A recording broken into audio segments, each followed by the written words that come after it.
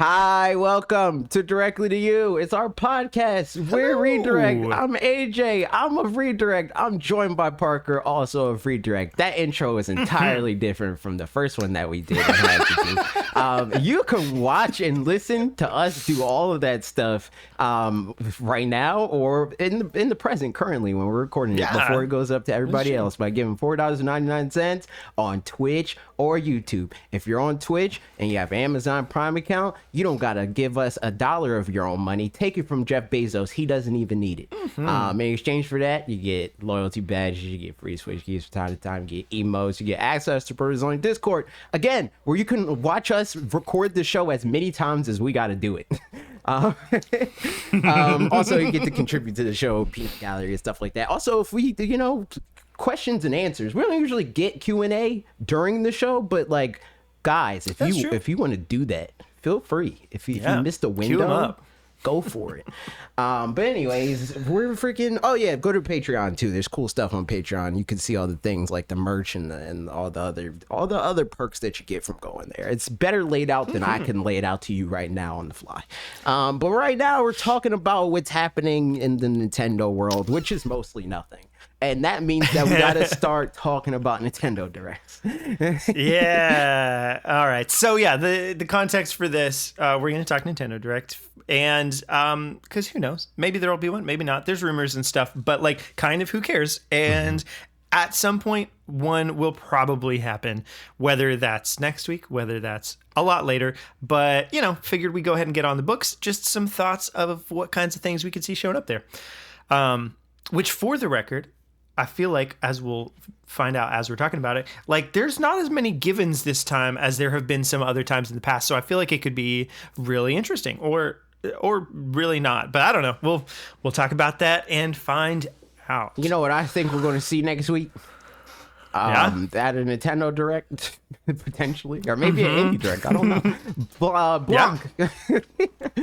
You're so right. They tweeted just a general, social media post, and then I replied to that, and I was like, "Hey, I want to play that. You send me a code, bro." And they're like, "We'll have more info next week," and I was like, "Interesting." So, that's hilarious. I mean, because that comes out on February 14th, I think. On Valentine's Day. I almost said Halloween. That's super wrong. Yeah, that's very wrong. Is that Devolver? No, that does that one? Okay. It's an indie studio, but it's published by Gearbox, which is pretty cringe. Oh, yeah.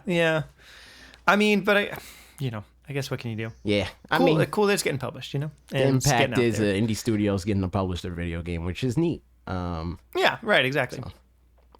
That one is cool, though. That's the one, if anybody doesn't remember, it's a fox and a deer? Is that right? Or a little dog and a deer? I never remember. I think it's a fox. Okay. But like a fox is a dog in a cosmic sort of way. True. Do we know, is there online co-op? I'm pretty sure, just local? I'm pretty sure, yeah. Oh, that's cool. I want to play it. I want to play it on stream with youth. So like hopefully online, because like it'll take forever. Like, I mean, not forever necessarily, but like I want to play it soon. Like when it comes out, I don't want to wait until the next time I'm in New York to play the video game. So I hope, for what it's worth, I just looked it up, and it says build a relationship together locally on the same screen or far away with online play. So that's very good. Going to co-stream. Yeah. So that'd be fun. But. That's all we're getting at the Nintendo Direct. Like start talking about Blanc, and then the Direct is done. So what kinds of things could we see there? So I mean, one super obvious one to just get out of the way is Tears of the Kingdom. I feel like probably we get, at this point, that game's coming out in May. Rollout for it that makes sense to me would be something to the effect of, at some point there's, and a side note, I would prefer to have next to none of this. Same. And just find out all myself. Same. But I think realistically, we have at least one trailer too many that already exist in the world. Yeah, I could see that. Because I'm down to I'm not going to be able to just not watch it for lots of reasons. Yeah. Partly just, if it's there, I'm going to, for one thing, but also for channel stuff and all that, But I feel like we've got some kind of like dedicated direct possibly to that, the same way that we've got with like Animal Crossing before and Smash and all sorts of other games, Xenoblade games, et cetera, et cetera. So that probably happens at some point in the like April, March kind of times. Maybe a Treehouse as well. Like we had that with Pikmin 3 Deluxe. I mean, since COVID times when, they used to do those basically only at E3 or sometimes Gamescom, but now they've done them like pre-recorded and that kind of stuff. So we've seen that with Age of Calamity, Pikmin 3 Deluxe, and some other ones. I don't remember. So probably those things, but I hope not. Probably first. Yeah, I agree. Very yes. Like yeah.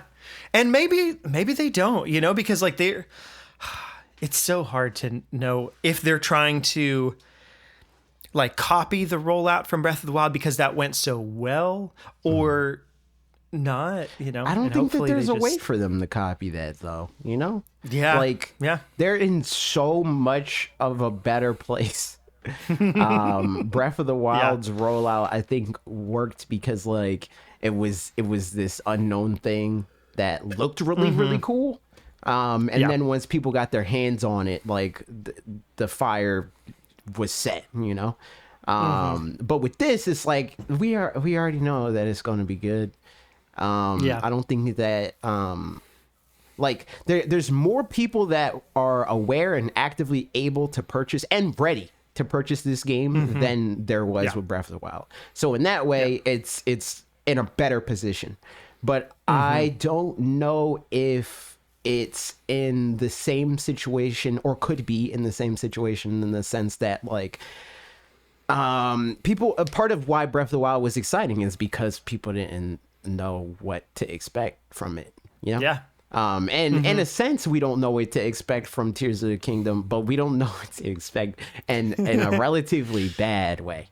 Not to say that the game's going to be bad. The game is going to be good. Like at worst, unless they drop the ball hard, this game is a 9 out of 10 at worst. Like worst case scenario, it's like this game is phenomenal. It's great. Love it. It's kind of redundant. 9 out of 10, but like that I think could work in its favor if it's not, like if it is as surprising. So like, I don't know, like if they have a lot that's a lot different and makes it as mysterious as Breath of the Wild was to us when we first played that, right? I don't know if it's more in their favor to show that stuff or not. I think an ideal situation is that, so with Breath of the Wild, something that just worked out great for them was that there was the Great Plateau that is like a perfect, tutorial kind of thing for a lot of the mechanics and like the way that the world works without the like bigger picture of how the like society works and how like towns and, upgrading your gear and like all sorts of mechanics that are within the game that, just live outside of the plateau. So there were tons of questions that we just didn't even know that we had. Right. So ideally there's a similar thing here where like they can show us a lot about a little.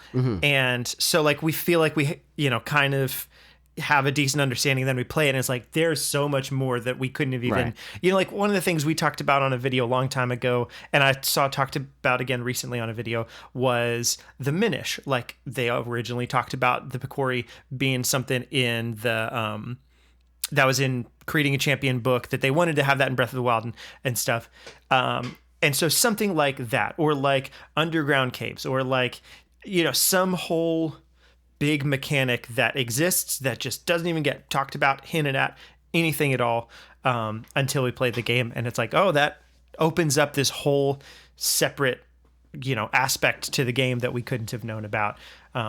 That's like my best case scenario, is something along those lines. But, I don't know. At this point, it's tough because the baseline mechanics, the things that they were able to show off for Breath of the Wild without spoiling anything, just like, here's how fire works, and then you can float in the air, that kind of stuff, it can't be new anymore. Right. So, unless it's just new baseline mechanics, like I mean, which we know that there are some of those for sure, like the, you know, droplet thingy. Right. But like, is that a baseline mechanic? You know, like with Breath of the Wild, I don't know. When they did the treehouse stuff, right? It was stuff like, let's just mess around in this forest, man. Let's see what happens when you get a flame rod and you like, you know, like that sort of stuff. But now, unless they have new things akin to that, where it's like new systems, which they could, I mean, the little like time reversal thing, you know, maybe that has as far-flung implications, or the like falling and flying kind of thing, maybe that has as far implications. But yeah, I agree that like it doesn't feel like it would have as much as those things did. And I think that a big part of why I feel like that is just because so many people, like, post Breath of the Wild, knowing that we were going to get a sequel, even before we knew we were going to get a sequel, we just knew that there was like DLC and stuff.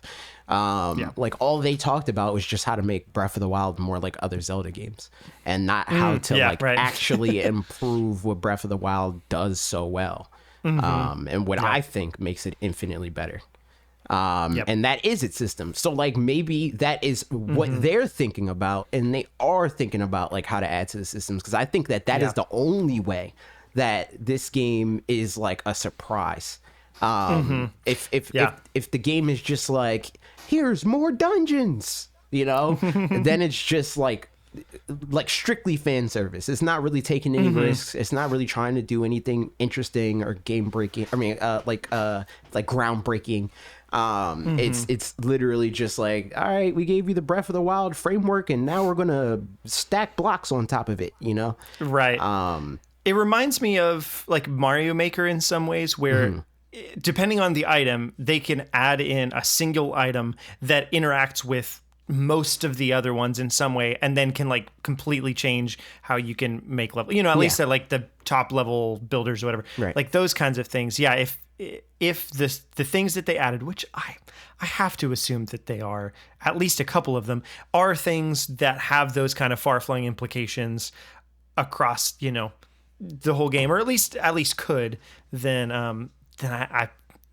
that's the best way to go about it for sure. But like you said, it's a question of like how much of the development time was on those kinds of things, which I think some for sure, but ideally a lot, or versus just like, okay, we made more cool shrines, which again are really cool, but if they're using some of the same mechanics, you know, if a lot of the game focuses around the same, like Magnesis, Cryonis, the bomb runes, those kinds of things, like I suspect that it doesn't, but like, how do you bring, I mean, some of those things are kind of integral to the experience now. It would feel almost weird to take them away fully, unless you can get them back at a like significantly later state in the game where it's like, these things, you know, and then reintroduce them from there. I think that's really because so like what a lot of people talked about, including us, I think, is like with the world of Breath of the Wild, if we're just in the same Hyrule, right?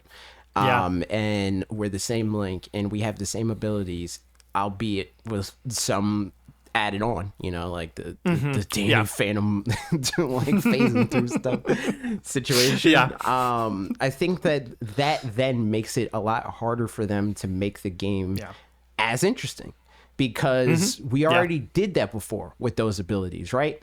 I think I'd argue that like this game would be significantly more interesting if they stripped all of that away and just gave us new stuff. Like, I think that what makes Breath of the Wild really good is not Hyrule. It has nothing to do with like the open world in the sense of like, oh, this location here and this location here. It's how you influence the world. So like, even if that or how it supports your experience of all the other things like that, right? Which is the same. That like exactly. You couldn't influence it if the world didn't like push where you pull and pull where you push, you know? I think that the best way to give people a similar experience to that is to at least start us in a similar place where we're given this world that we know, but like know a little bit less, because there's like the sky like floating island things, and there's like some level of like underground exploration. maybe swimming. I don't know. Yeah. But like, even that is just like, Horizon tried that, and who's talking about that game now, right? Yeah. It's just like, it's such a like feeds and speeds approach to a game that is really good because it doesn't care about any of that. So I think the way for them to buck that trend and get away from the fear of like trying to like one up something that can't really be one upped. And I don't even mean in the sense where it's like Breath of the Wild is so perfect, they can't do this better. It's just like what makes Breath of the Wild good is something that you can't experience in the same way again. You can't. Yeah. So like, rather than trying to reinvent the wheel, give us a different thing. Like, all right, you guys had the wheel, now try a rotor. Yeah. Yeah, it's they've got their work cut out for them. I mean, well, they don't anymore. They've done it. It's like the game's done at this point, besides some bug testing, I'm sure, or something like that. But like, yeah, it's nuts that we're going to be playing this game. And I hope that they do all that stuff. But yeah, I mean, like you said before, worst case scenarios, it's still just it's Breath of the Wild, at least more of the same, and like good, yeah, exactly. Like I've been wanting to play Breath of the Wild again and just haven't for that reason. And like more of the same, even at the time, I wanted more things to do in it and just didn't have anything else to do in it. And so this would be more of that, but I feel like it'll have at least some, some of that kind of spark. But yeah, it's just the tough thing I is don't want to get burnt reusing out Hyrule. I know. Because I think that's Hyrule, like the biggest issue with open world games in general that don't have some sort of like long-term carrot on a stick. Like you can have some of like the best hours in your life, right? And like you put 200 hours into this game and the first 200 hours are great, but those last two are like and that's not a great way to like end anything. I mean, that was Legends Arceus for me, and that's why it took me a while to come back around to being like, okay, no, I still feel that way. Where it's like I walked away from the game being like, damn, like I liked this, but like now I see through it, and that makes what I liked feel less impactful. And I think Breath of the Wild did a better job at still making the game feel impactful because of how deep the systems are. So like there's still stuff that people are discovering. There's just not real reasons for most people to want to discover those things. Right. I remember two of my friends that were playing it alongside me, and one of them was like, all right, I'm gonna go beat Ganon now, and we're like, ooh, okay. And so we did it, and then a week later he was like, it's tough because like I want to play it more, but I got the post Ganon blues, and just like they're just the feeling of like there's something I still have to do just wasn't there anymore. So it was hard to like find reasons to go out in the world. And then and then Mitch afterwards waited a little bit longer, but then beat Ganon, and then similar kind of thing, like didn't go back into the world and play more of it or whatever. So I was like, I'm doing everything first. I'm not gonna beat Ganon until I've done everything else. And so I did like tons and tons of stuff. I think like all but 8 of the shrines at that point, and I was like, I'll go ahead and beat Ganon. And then because I had just a little bit left, it didn't feel too bad to like it pulled me back in to want to get the rest of those shrines, and then played for another 50 hours or something like that after it. But for sure, I think there's an element of that where like if you do that, it's just hard to, find reasons to go back. But I think one of the things that Breath of the Wild did well, with the exception of, again, just the psychology of if you beat the final boss, it's hard to want to do the rest. Yeah, because there is a sense of finality to that. Like you're talking to Zelda on the hill, and she's like, we did it, blah, blah, blah. Like you it feels accomplished. But I feel like a thing that it did well was just that like around every corner, there is some kind of like neat little something, the Korok seeds. Eventually there's kind of probably, a couple dozen templates of what those will look like. Those things are always like, that is always something that's hard to do in terms of like just the superficial end of it. Like Korok seeds are just superficial. Like it gets to a certain point where, like, I mean, in the beginning they have like purpose because they like expand your inventory and all that stuff. But ultimately most of it is doing it just to do it. And I think that is kind of like why I think, say, Bob hates Arceus and hates even Scarlet and Violet, right? Because like most open world games, I would say all, depend on you to care.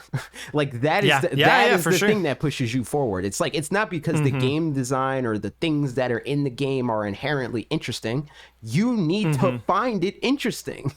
And I think that, like, because you're in and you're having fun with the game, that then is like, okay, yeah, Korok seeds, fine. Yeah. You know, it's like, it's more so like giving you an excuse to interact with the thing that you already like versus you liking that thing and therefore interacting with the game. So it's Mark said, oh, sorry, go ahead. Go for it. Your thing first. No, mine's more of a tangent from that. So you go for it. I was just saying that, like, that's kind of the stuff that I'm talking about. Like, I'm curious to see if they even care to like implement more stuff that has more weight, like that doesn't just depend on that. Because shrines are a good example of like something that, like, it doesn't matter if you care about them or not, the game kind of forces you to care. So like that, like, guides you, like it puts you on a track. It's like, okay, well, you need to get these so that you can get the hero's garb or whatever. You don't want to not have that, right? You know, and along the way, you play through these puzzles and you're gonna have fun. You know, like either that or you just don't like the game that you're playing. You know, right? Yeah. Like the carrot on the stick for like, oh, I found this thing, needs to have gameplay behind it. It can't just be like, oh, this looks neat. Because like at that point it becomes way more lasered into if the player cares about the world, and I think that's harder to guarantee than will the player have fun by playing the video game. You know? Yeah, for sure. So the thing Mark said, there's also a feeling of it being a bit anticlimactic when it puts you right back before the Ganon fight after you beat it. And this is something you're on the hamster wheel forever. B, I've literally got, I can show you the spreadsheet of video topics that I want to make eventually. This is one that I've thought about making for a long time and just haven't figured out how to do it. I just want to say, if you make a Zelda ending video and it doesn't have a Zelda ending, you failed. Just want to say that. Just want to bring that up. Oh no, you're so right. I'm glad you said that. Zelda ending. Yeah. So, because that's a thing. Like the Zelda ending to me, like that's a thing is like Zelda ending, because like same goes for Ocarina of Time. Same, like basically all Zelda games. When you beat Ganondorf and then or beat Ganon or whatever, reload the save and it has you right before the final boss, and it just feels bad. Like I remember playing Ocarina of Time and beating Ganondorf and then being, or Ganon, you know, both. Yeah. And being like, ooh, I want to like go back and like see the world now that I've saved it. And you open it back up and it's the same. There you're right back at the castle. Yep. And that feels so bad. And so that's, I mentioned this at some point, I think in the talking about games from last year that I liked. Yoku's Island Express does a good job of like the main, like, you know, boss kind of story sort of thing. It's one of those things where like it's not this literally, but something like, you know, there's kind of goop all over the world from this bad thing, and it's like the further you get in the story, the more there is, or something like that. It's not literally that, I don't remember, but that kind of a thing, you know. And then you beat him, and then you keep playing the game, and the goop's just gone, but you can still do all these challenges that still exist there, you know, but you have to think of that from like the beginning of the story up through like, okay, so the world, it can't be that like, you know, because in Breath of the Wild, if you're in a situation now where, I mean, for what it's worth, they could have done it where, no, because then like Zelda would be around. It's just like there's so many complications from like there wouldn't be enemies to fight anymore because they only exist because of Ganon, blah, blah, blah, blah, blah, you know, that kind of thing. So there should still be like activities you could do after that. But it's at that point, you're just making a whole different game from the ground up. long story short, I agree. That is all. I would like to make a video on that. I don't know if I ever will. I think that. So yeah, go ahead. I think that is something that, because the whole thing behind Breath of the Wild was supposed to be like getting rid of conventions or rethinking them and stuff like that. And if there's any convention that the sequel to the game can rethink, it's that. Yes. You know, like. Yeah, honestly, I mean, this, especially because they were going to do DLC that had blah, blah, blah, blah, story stuff or whatever. And then they did some DLC, but the main stuff might have turned into this game or whatever. Maybe this is the game that finally, I mean, like you just alluded to, they have the perfect opportunity, like, okay, we can close this story, at this point, so that you can, and that would just be so nice. I doubt it. I mean, it doesn't even. But I don't even necessarily think it has to close. I think that's also like kind of what I'm getting at in terms of like with an open world game. It's like it just needs to like progress in a way that it feels natural to just leave it when you're done, where it's like the ending of the game, rather than it being, I beat Ganon. No, I didn't. I'm going to go beat Ganon again. I beat Ganon. No, I didn't. Rinse, repeat. It's like, no, you beat Ganon, and now travel the world and rediscover it in a world after beating Ganon. And then once you rediscover that, it's like, okay, it's all everything I need to see. Honestly, Mario Odyssey, prime example. Like that does a great job of like has the ending, and then it's like, all right, now like there's all these little cubes that crash landed everywhere. Go do some stuff. Like just the idea of a post game. Honestly, like Zelda's just never had a post game, and like a lot of other games do. And open world games, post games are important. Because like also RP literally just said Mario 64 like 4 minutes ago, and I just didn't see it. So yes, exactly. Yes. Because it's like, it's rare that like somebody really, really likes an open world game, and when they do all the main story stuff, they're like, they want to be done with the game. Usually it's like, I'm done with the story stuff and I still am having a lot of fun with this game. Give me more. And the game's like, you could do side quests, I guess. It's like, it doesn't feel good. Yeah, exactly. So in the context then of what we're talking about, all that stuff, what do we think? What do you mean? This is the last game that's coming out ever. No more we will also be talking about that. Ever again. Oh man, alive. It's the last one. So within all of that, for Tears of the Kingdom specifically, in a direct context, what's like one or two things that you'd expect to see in their little video for it? I think they're gonna probably give us a better idea of I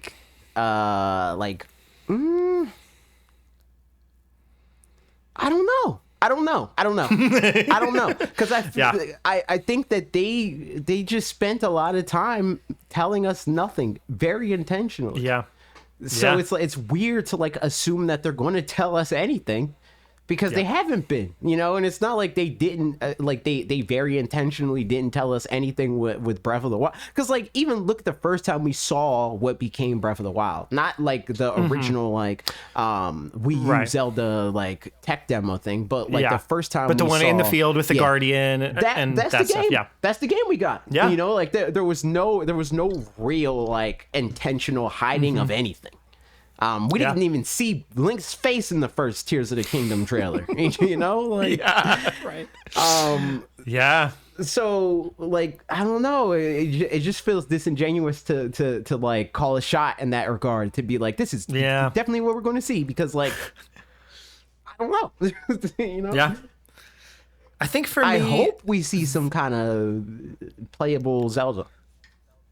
I would love that. That would be so good. So here's what I do think, and then I'll touch on that part too. I think we get a better kind of context of the narrative a little bit. Maybe not like fully, but right now we've seen at some point Ganondorf probably wakes up, Zelda falls, Link's in the sky, returns. Link's underground, Palpatine somehow he's returned. For some reason I've been quoting that a lot recently.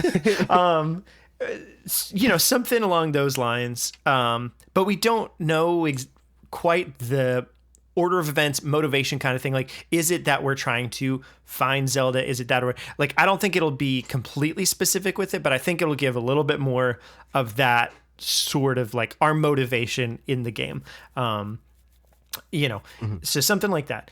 The other thing is, I think, just gameplay wise, I think we'll see flying. So, because we've seen patents and stuff of, and also in the game, in the last trailer, we saw Link falling and you can like change positions while falling and stuff like that. And they did some patents where like you can change position upside down, blah, blah, blah. So like, it seems like there's going to be mid-air fights with, bird enemies, dragon enemies. I don't know, something like that.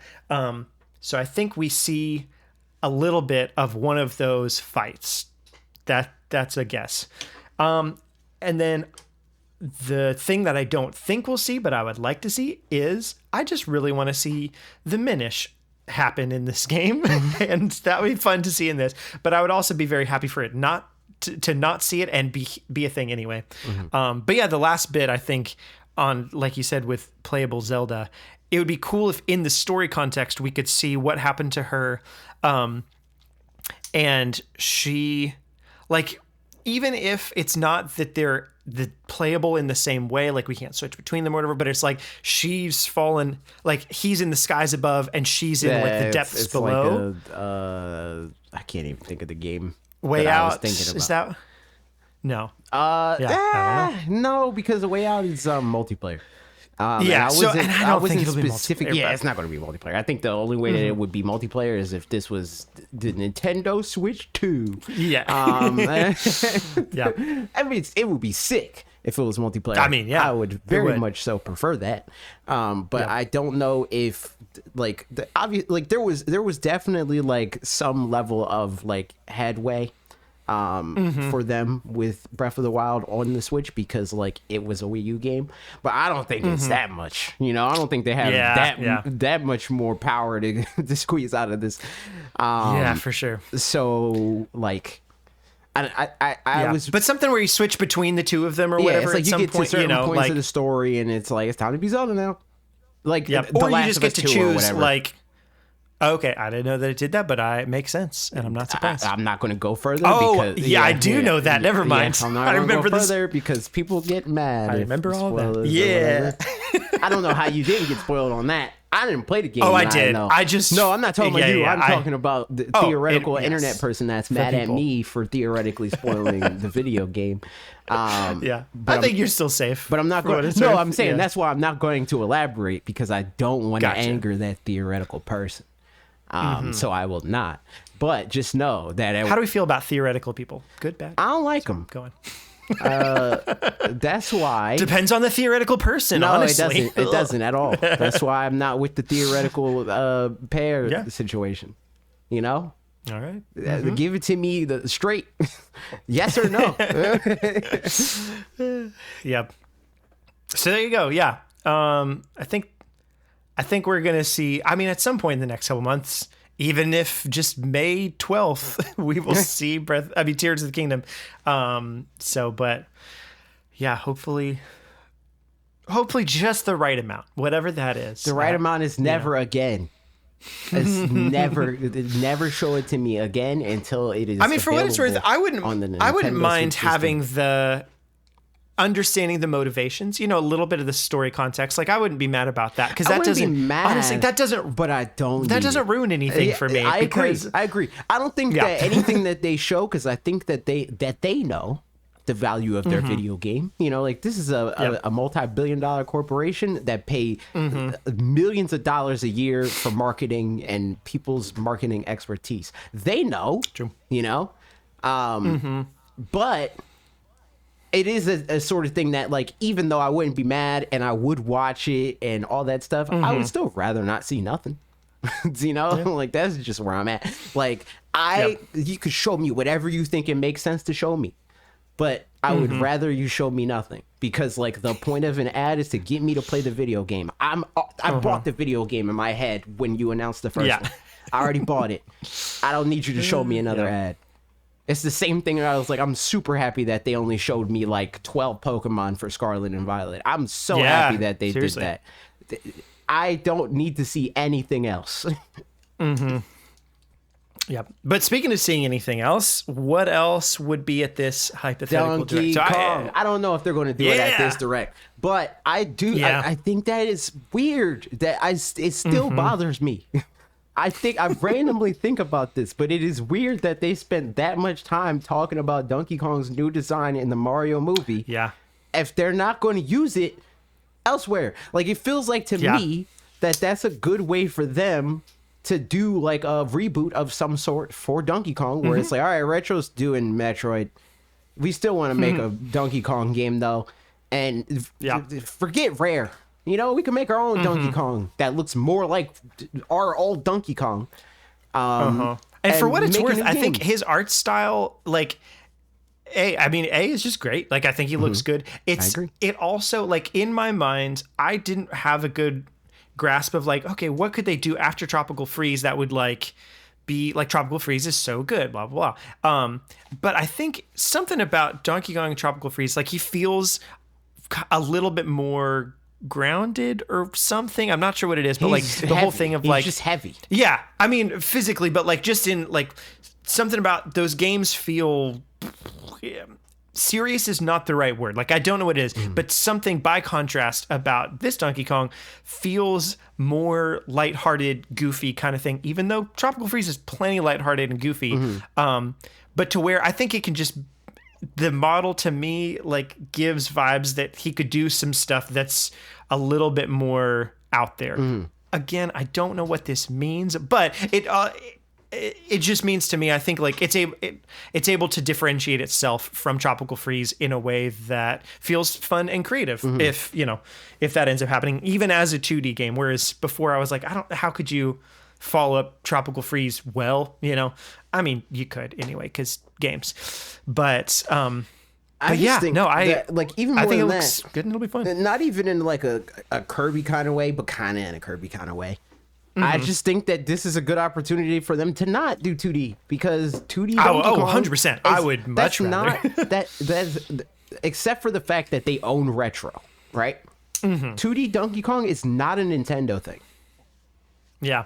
They they did the original Donkey Kong, which is a very different game, and you don't even control Donkey Kong. They did Donkey Kong Jr., but they never made a 2D Donkey Kong platformer. That wasn't like is this Donkey rare Kong influence 94. thing. That one might be the only one. Yeah, I think Donkey Kong 94 is the only one that's a 2D one. The Game Boy one. Game Boy Color. Yeah. Or no, just Game Boy. Yeah, straight up Game Boy. Yeah, Game Boy.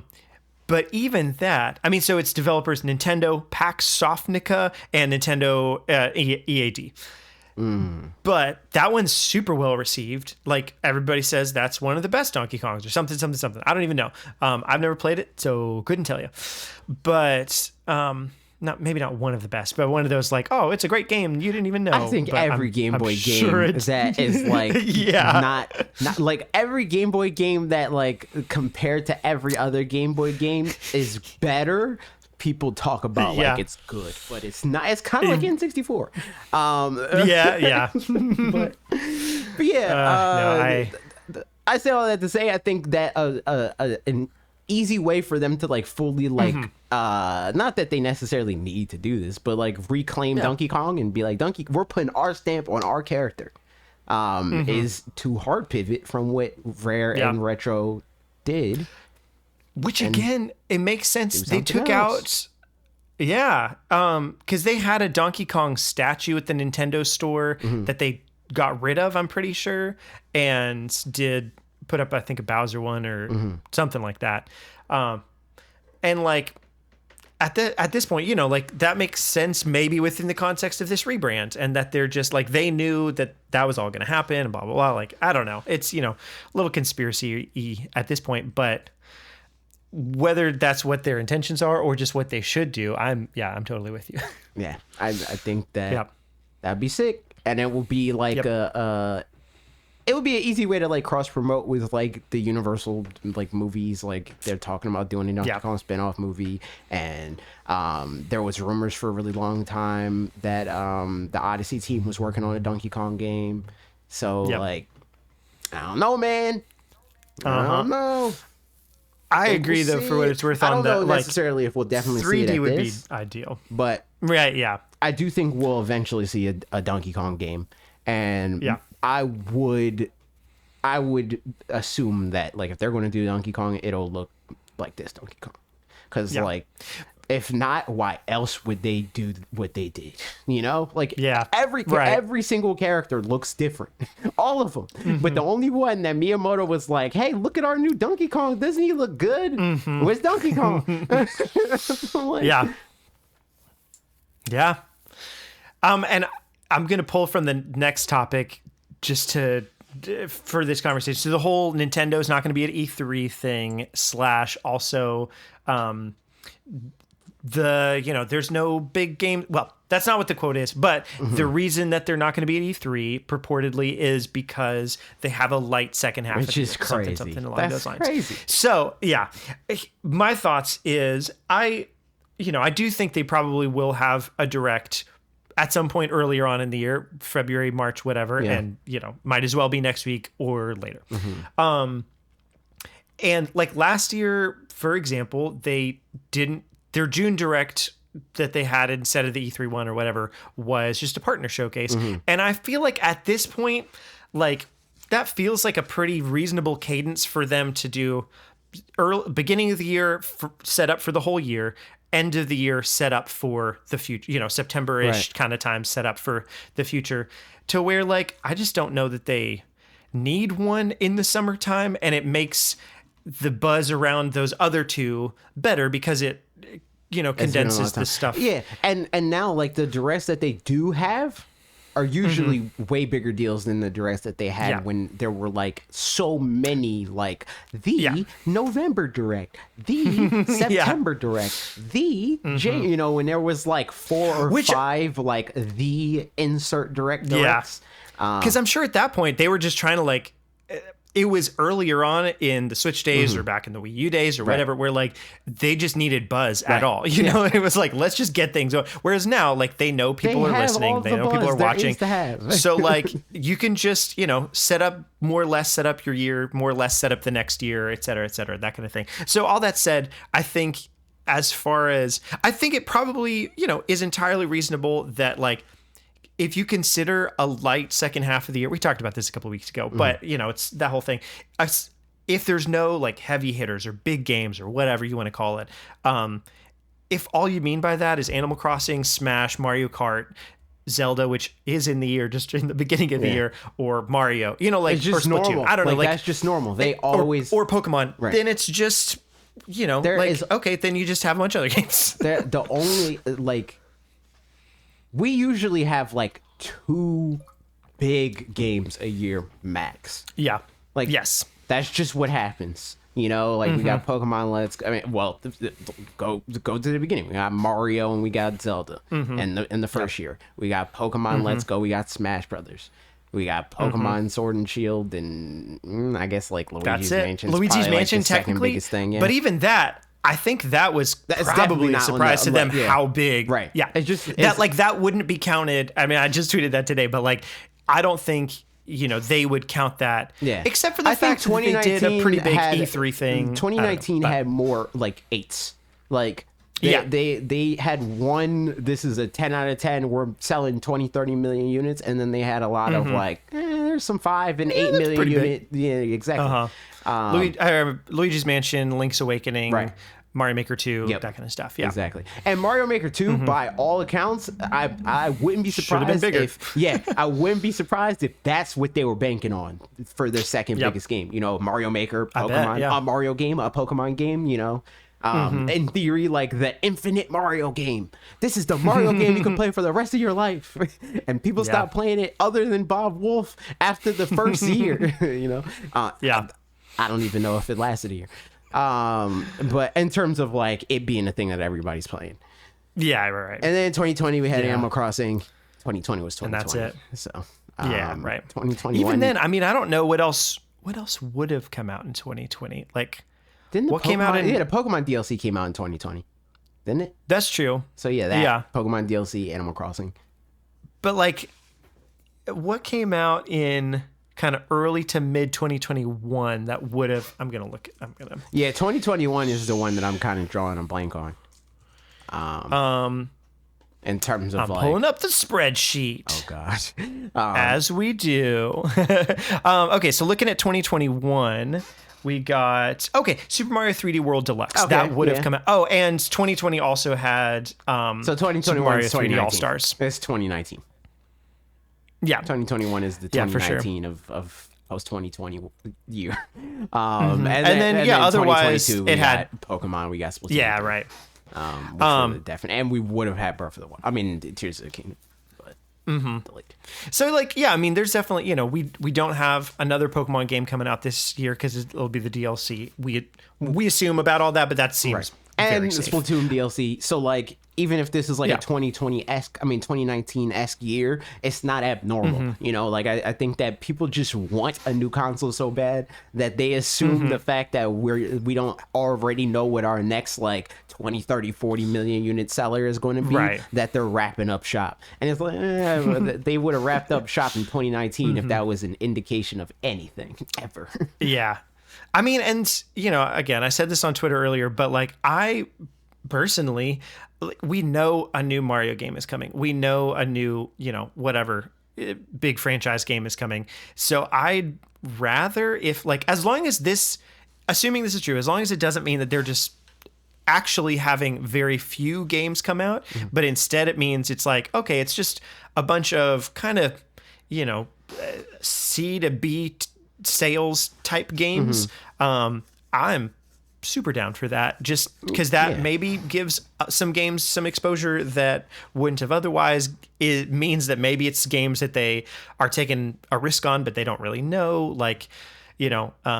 I think some of those are some of the best successes. So, I'm very down to see just what that looks like.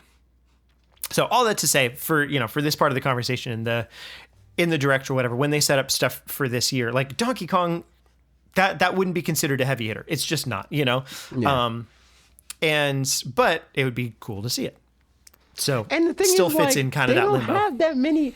First of all, there's not that many heavy hitters in the entire industry. There's not that many that are on the level of Mario and Pokemon and what is now Animal Crossing and what is now Zelda Breath of the Wild, the open world, the big Zelda game. Because Zelda's not even Pokemon. People talk about it like it's Pokemon now, because Breath of the Wild sold a lot, but Pokemon puts out Mystery Dungeon and it a Mystery Dungeon port, and it outsells half of the Zelda catalog. Pokemon is a league of its own. Mario is a league of its own. It puts out a Mario sports game, it's going to sell 2-3 million units. Zelda doesn't do that. So, to say, we might not have a game on the same level of Tears of the Kingdom for the rest of the year is not, that's just not even just for the Switch and what the Switch's cadence has been. That's just normal for the industry, period. Yeah, right. There's just not that many games that are that big coming out per year. It just doesn't happen. Yeah. So, that said, other games, so Zelda, Donkey Kong, for not wanting to talk about Nintendo Directs, we have talked about very little for a very long time. I was about to say, we didn't talk about Nintendo Directs almost at all. That's true. And that's the way I like it. I agree. I think, so the next one that does feel like an obvious one is, and there were rumors surrounding this too, but I don't know how much credence those have. But Advance Wars, I feel like at this point they're just all right, let's just get it out, So that one, the rumor would suggest that it's going to be a really short release. A shadow drop reveal kind of to thing. Release, basically, within a short amount of time. So as far as 2 weeks is the shortest we've seen them have a retail turnaround like that for 3D All Stars. So could be as short as that, but I feel like Advance Wars at this point, just, go ahead and put it out, and I don't know how much sales it'll have or anything like that, but it'll be great for it to happen. Yeah. So that's that one. Yep. I'd like to try it too, but same. I'm down to play it. We'll probably freaking see Kirby Return to Dreamland. True. Yeah, but then for again, sure. I don't know because that seems more like a early Nintendo Direct sort of thing. even like early Switch era Nintendo Directs, they don't re-show stuff that much unless there's a new element to show. Exactly. Yeah, 100%. They don't. So like unless they spin the block and they're like, we do have online multiplayer, I don't think we'll see it. Outside of like the freaking announcing. Yeah, right. Or like skins what's or the real thing at the end, like a sizzle reel kind of thing. Yeah. Or Yep. you know, or if it's like, and there will be DLC of some sort for it or something along those lines, you know, whatever, which I doubt, because I don't know that we've barely ever gotten that for Kirby. So yeah, I don't know. That I could just as easily see it or not see it, but do you think this one's tough? Because I don't think it's coming out till later in the year, to where typically do we actually see stuff on Pikmin 4 at this one? Yeah. Yes, I feel like it is coming out this year. You know, I mean, it's supposed to. But I don't think it gets delayed out of this year. Yeah, personally, I don't see why. But for some reason, it feels like the kind of thing that maybe they just hold off till later. But I don't think there's a good later. You know, I feel like it's kind of got to be now. Yeah, it depends on when exactly. They just have 2023. It just said 2023. Yeah, I'm thinking like July, August-ish. Yeah, something like that. It seems like that. Maybe it's late September. But you know? Like if that's what it is, then maybe they hold off until later in the year. But that's pending how much other stuff they have to show. You know. Yeah. Right. So it's like, I could see them showing Pikmin. I could see it. Yeah. I think depending on like how much of the game is done, which I would assume is a decent amount if it's coming out this year. They could show it and be like, here's more info. Here's a new captain. So yeah. Yeah, or like even just showing. Maybe it's not a detailed trailer. Maybe it's more of just or like not. It's not an informative trailer. It's closer to a vibes kind of trailer sort of thing, where like, you know, shows a little bit of gameplay or like just the perspective. Like the main focus is kind of like the worlds and all that, and like the new perspective shift and stuff. But it doesn't, and it gives us a date, but doesn't like meet this guy, you know, that kind of thing. So I can see going either way. Depends to me how. Right, exactly. Depends how close it is, I think. You know, if it's coming out in June or something, then maybe they go ahead and do some of that also, stuff. You think we see friggin' Kid Icarus, man? Oh, yeah. Could see Kid Icarus. Oof. I think if we're getting Kid Icarus, this is the time to do it. This is the time. Yeah, for sure. That would be awesome. Yeah, I could definitely see that. Sakurai. There it is. Yeah. We know that Sakurai's been working on something, right? Do we? I don't know if that's what it is.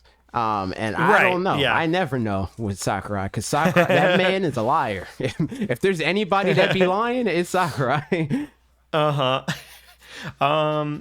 Okay, so this is from, I thought I remembered something like this. Masahiro Sakurai is back to work, but he might not be working on a game. Is this before his YouTube channel? That would be hilarious. Came out.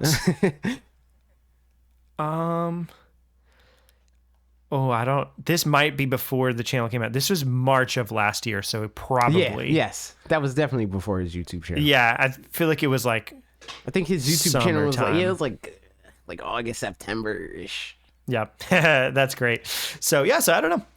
But yeah, you're right. They wouldn't necessarily need him on that, other than maybe just like checking in or something, if even that. But that would be cool. And then like past that, honestly, like I could see them announce more things for, you know, because we don't have a ton of their lineup for the second half of the year or whatever, which like, even though they're not going to be in, for what it's worth, I could still see them do a direct in the middle of the year in June kind of time that does have first party stuff, and still not want to be at E3 just because they're like, we don't want to pay them for having a show floor, and like we'll just do it direct. So like well, that's when he made the channel. Let's see gotcha. Video so yeah, I mean, yeah. So it was definitely. They were probably talking about that. Yeah, 100%. Yeah, it's got to be. So that's really funny. Yeah, I don't know. I feel like there's going to be, you know, probably a bunch of third-party stuff and, you know, some RPGs and things. I would... To me, I'm still holding out hope for Golden Sun in the back of my mind. The first video was the end of August 23rd. Nice. Perfect. Yeah. So that's definitely the thing. I'm holding out hope for Golden Sun with a couple of asterisks. One, I think if my money's kind of on towards the end of the year. Like I'm feeling like maybe Splatoon maybe DLC too, but that's it. Oh yeah, true. Definitely that. Oh, and probably Mario Kart Wave 4. Oh yeah, I don't care. Yep. I feel like Golden Sun, we could maybe get something closer to the end of the year for next year. But I wouldn't be surprised if the first thing we saw was a remake, remaster kind of thing of 1 and 2. But I wouldn't be surprised to see that now, except for that Advance Wars is going to be now, and that's exactly what that is. Yep. Also, Game Boy Advance games 1 and 2 remake, remaster kind of a thing now. So like, and I mean, there was definitely like they did that, you know, like that was a thing that they were doing, but they usually they don't double up on those. Yeah, usually right. Like that's like a 1 per year kind of thing. I feel. Yeah. Same. Or even, you know, like, because I feel like 2021 had a couple of those kinds of announcements, but still it was like, I think there was like there was really just one. There was the reboot camp, but there were like things that were like a similar kind of vibe, like Dread. Famicom Detective Club. Oh yeah, technically. True. But Advance Wars didn't come out that year anyway. True. Whereas Famicom Detective Club did. And so, Famicom exactly. Detective Club, I think, is like a much smaller scale thing than even 100%. reboot camp. You know, like that's more Fire Emblem, freaking dragon thing. Yeah, right. Shadow Dragon Blade Light. Yeah. Yep. Yeah, RP said, "How about a new Wario Land game?" Yeah, that would be sick. I would be down. Cool. There's no real like reason to think that, but I would be down for it. You know, I think in my mind, like it and Donkey Kong kind of occupy similar spaces.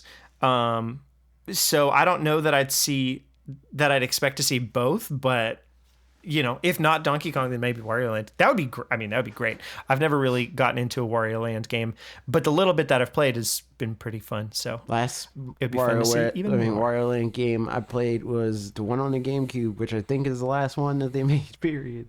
I think. Nice. Yeah. Also, I mean, not to like jinx it or whatever, or not even jinx it, but like, we know theoretically that Hollow Knight Silksong is supposed to be coming out before June in theory, because it was in Xbox's thing. Hopefully, and they said, this is coming out in the next 12 months. I would assume it's yeah. Oh my Imagine. I know. So it's, I don't know how marketing deals and stuff work where if like, you know, Xbox got it for that, you know, marketing season of E3 kind of time or whatever. Or if they have it for longer until it releases or something like that. I don't know. But I could also see varied. So it could be. Yeah. So I could see them getting to announce it in that thing and then Nintendo getting to announce its date in this thing. Right. And them just getting a lot of money for that. Yeah. See, the thing is, like, I don't even which is great for them. I don't think it works like that. Like I don't think that there's that much foresight. Even it's like they come to Nintendo and they're like, hey, we want to make this video game for just generally we want to make this video game, and Nintendo's like, all right, bet you can make it on our thing and we'll help you make it and we'll help you promote it and blah blah blah. Here are our terms. And then after the fact they look at the terms and then they're like, they just say we can't put this on PlayStation, and they just say that we can't announce the release date here, and they just say that the Nintendo Direct has to have blah blah blah, and then they go around those terms. I think is a way that it happened, and like I would be more inclined to assume that that's what happened here, especially since like Silksong I don't think was like something that they initially planned to put on Xbox when they first like ideated the game.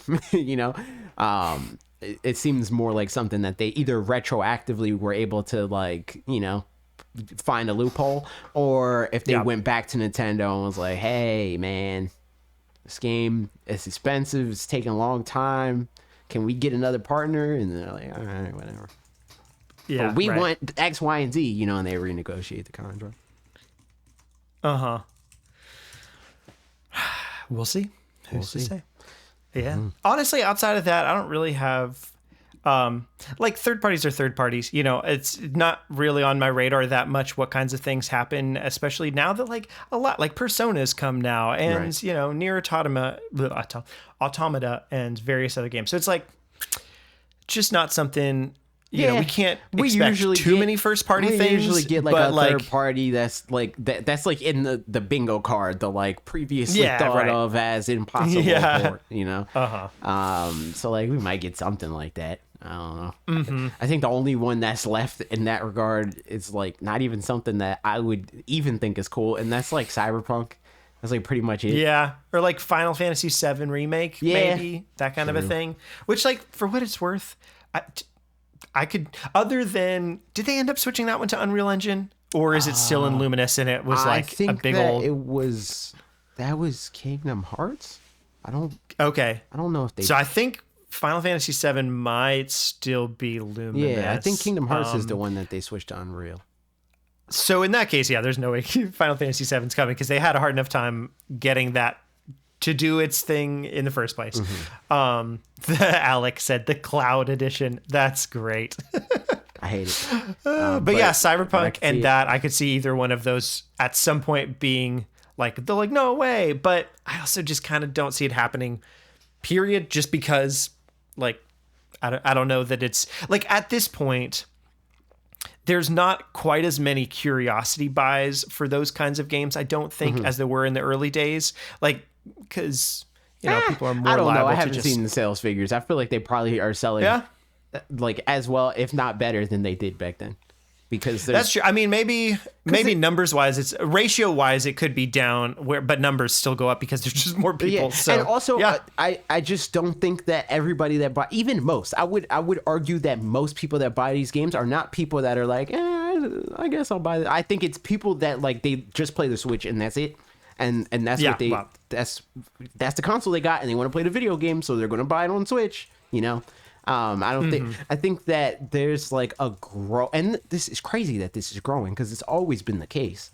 But there's a growing contingent of people that thinks their experience on Switch as people that are like very online TM is how everybody experiences Switch. You know, it's like I have a Steam Deck. I don't care about portable gaming on Switch anymore. It's like not everybody has a Steam Deck. There's 115 plus million people that have a Switch. You think 115 million people are buying a Steam Deck? Are you insane? I mean, it's funny too. Yeah, because the echo chamber would honestly only get more and more echoey, I guess, as part of, because like at this point it went from being a more niche, like focused group of people that are early adopters who are the people that are online and whatever that have a Switch. Like in the early days, that's what it was by and large.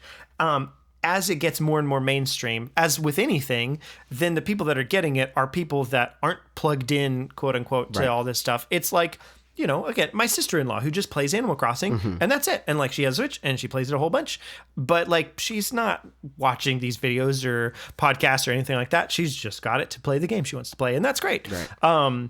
So, you know, and she might not be the best example of somebody for the, you know, cyberpunks or whatever, but there's plenty of people where, I mean, or just, you know, my Asher, if you're listening to this podcast, like you and your dad, you know, my friend Chris, who, you know, the Switch is the console that he has and he uses.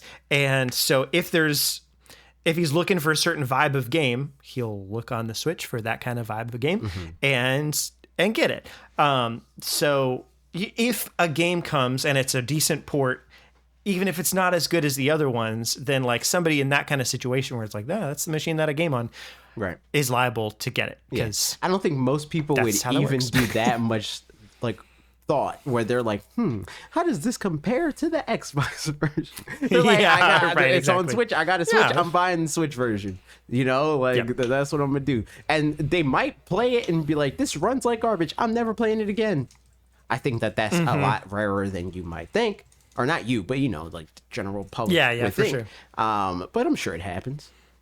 I just think most people that play video games do not, especially now, like in the early days when gaming was like a niche hobby, that only like freaking basement dwellers partook in or whatever. It's like, yeah, it's more likely that like the way that people experience games is like this like monolith.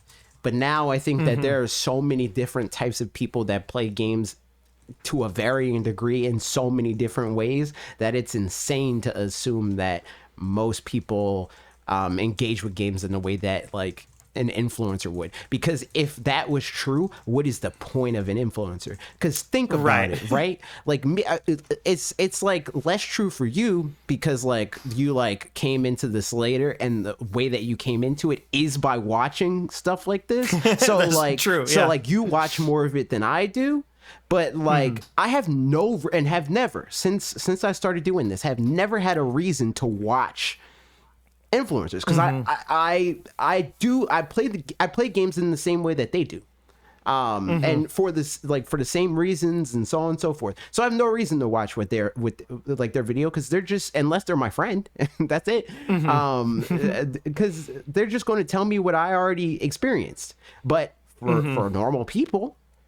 They don't do that, you know. They don't play games like that, and they might not even play. Not even might. They definitely don't play nearly as many games, you know.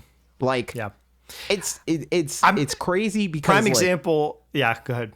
I was just gonna say it's crazy because like I'll like go like we'll do like the Switch recap thing, and it's like, man, I only played 40 games this year. Like that's crazy. Yeah. No, for sure. And it's funny too, because the comment that you sent me from, so I did a short today, and it was on the game vouchers and how like it's a pretty good deal for if you're going to be buying first party games, which like if you're listening to this video, I mean, or watching this podcast, whatever, listening to the podcast, there's a good chance that you are going to buy at least a couple of first party games from Nintendo within their opening couple of months or something like that. Right. And there is no way that those games are going to... It's within like the first month or maybe two. Yeah. And, you know, unless that game comes out around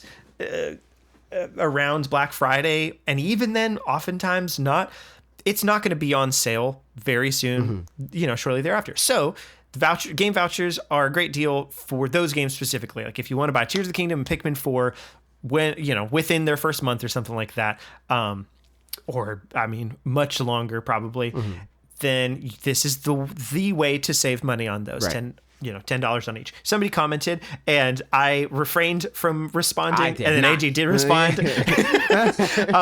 Something to the effect of like, you said this is a great deal. This is a terrible deal. Like you have to be an NSO member, which costs $20, and so and then you're saving $20 and blah, blah, blah. Like making up this scenario that like somebody would be like, I want to save those like $20 one time only on these two games, but I'm not a Switch and I'm not on Switch Online. I want to save these $20. I only want to buy 2 games. You know, it's like those things don't happen. And these games, you know, it might be ones that have been out for years and years. At which point, like, just buy them used. Like, the logic doesn't follow. But so it's just to say, partly to vent about that comment because it was just so silly. It was like crazy. So you responded, they responded back, and then I responded again just to be like, I saw that, and like, I get it. Like, there have been multiple phases in my like the way I view comments, and especially from like random people that I never interacted with. That comment was mean spirited. Like, there was nothing in him that like was trying to like have any real bridge a gap conversation with you. He had no intent to come out on the other end and be like, oh, that's why you said it's a good deal. He just wanted to dunk on you. So I don't think he deserves the courtesy of a comment that had any other intent than that. You know, it's like, if you want to be a jerk, I'm going to be a jerk, you know? And it's like that it just was such a disingenuous like bad faith argument, and it's just stupid. Like obviously we're not talking to you, specific person that only buys 2 games a year. Why would I ever tell you to buy NSO if you only buy 2 games a year? Obviously, I don't even think that that's what they're saying. You know, like I don't think that that's what Nintendo's point is to be like, buy NSO, you can get game vouchers. It is death by 1,000 cuts.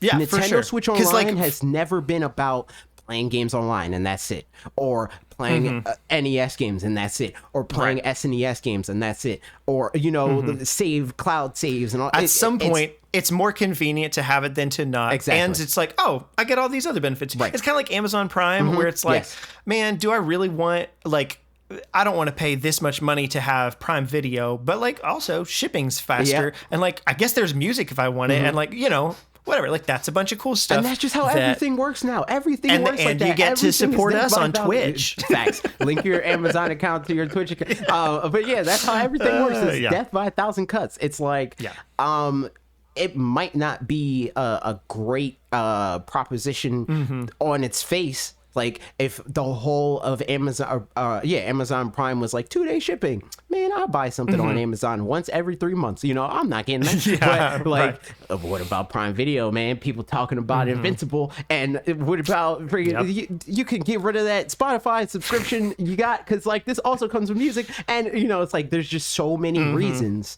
that subscription services like this give you to subscribe. It's never about one thing. And again, or to not cancel otherwise, where it's like, I'm going to cancel because I don't use this part of it. And it's like, oh, but I do use that other part. And then, that kind of thing. Like there's works both ways for sure. To get you in and keep you in. And again, that's like a very very online gamer way of thinking, where it's like, well, the one very specific thing that would make me buy this thing is not that good, so I am not going to buy this thing. But I don't think the general populace thinks like, I don't think they have gamer brain, I don't even think that like even like what we talk about a lot with like the people that get that got PlayStation 2 to 155 million units or whatever, right? Like those a lot of those people are people that are very late adopters. They got the console and they're able to get like a decent library for like $100, I don't think those people do that intentionally.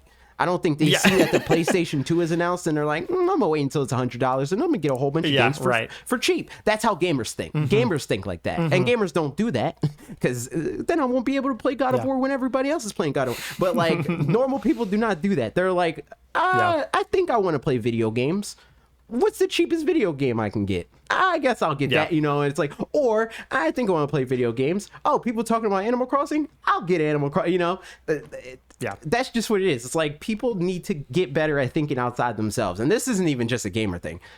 That's just everybody. It's never going to happen. Yeah, for sure. I mean, it's, the echo chamber thing is just like more and more real, where like, everybody thinks the way you think, and that's just the way it is. And as soon as you start feeling that way about anything, then you've been sucked in. Like there is no single thing that everybody feels the same way about, even if it seems so obvious to you what the conclusion about whatever thing is. And that's why politics end up being interesting and all sorts of things. So, but Nintendo Directs, they happen sometimes or whatever. It's so true. And then within that, we also talked about we kind of already talked about the E3 stuff as much as I care to talk about it. And then I put the Zelda Legos on here, but I don't really care about talking about that much. There's a rumor that there's Zelda Lego sets coming out. Neat. Look at that. The only other thing was game vouchers, but we already talked about it. So you know what? There was something else. Games were playing. There was something else that I saw, and I was like, I think we should talk about this. But hold on, I need to. Let's. Oh, this is new as of very shortly ago. Detective Pikachu 2 film is still in active development. That's exactly what it was. I never even saw that. Hey. Okay, let me just read this article. So this is from My Nintendo News, who said there's There's been news on a lot of video game movie adaptations news lately. However, one film that you might have forgotten about is a sequel to the 2019 movie Pokemon Detective Pikachu. In fact, the sequel had been announced before the first film had even released in theaters.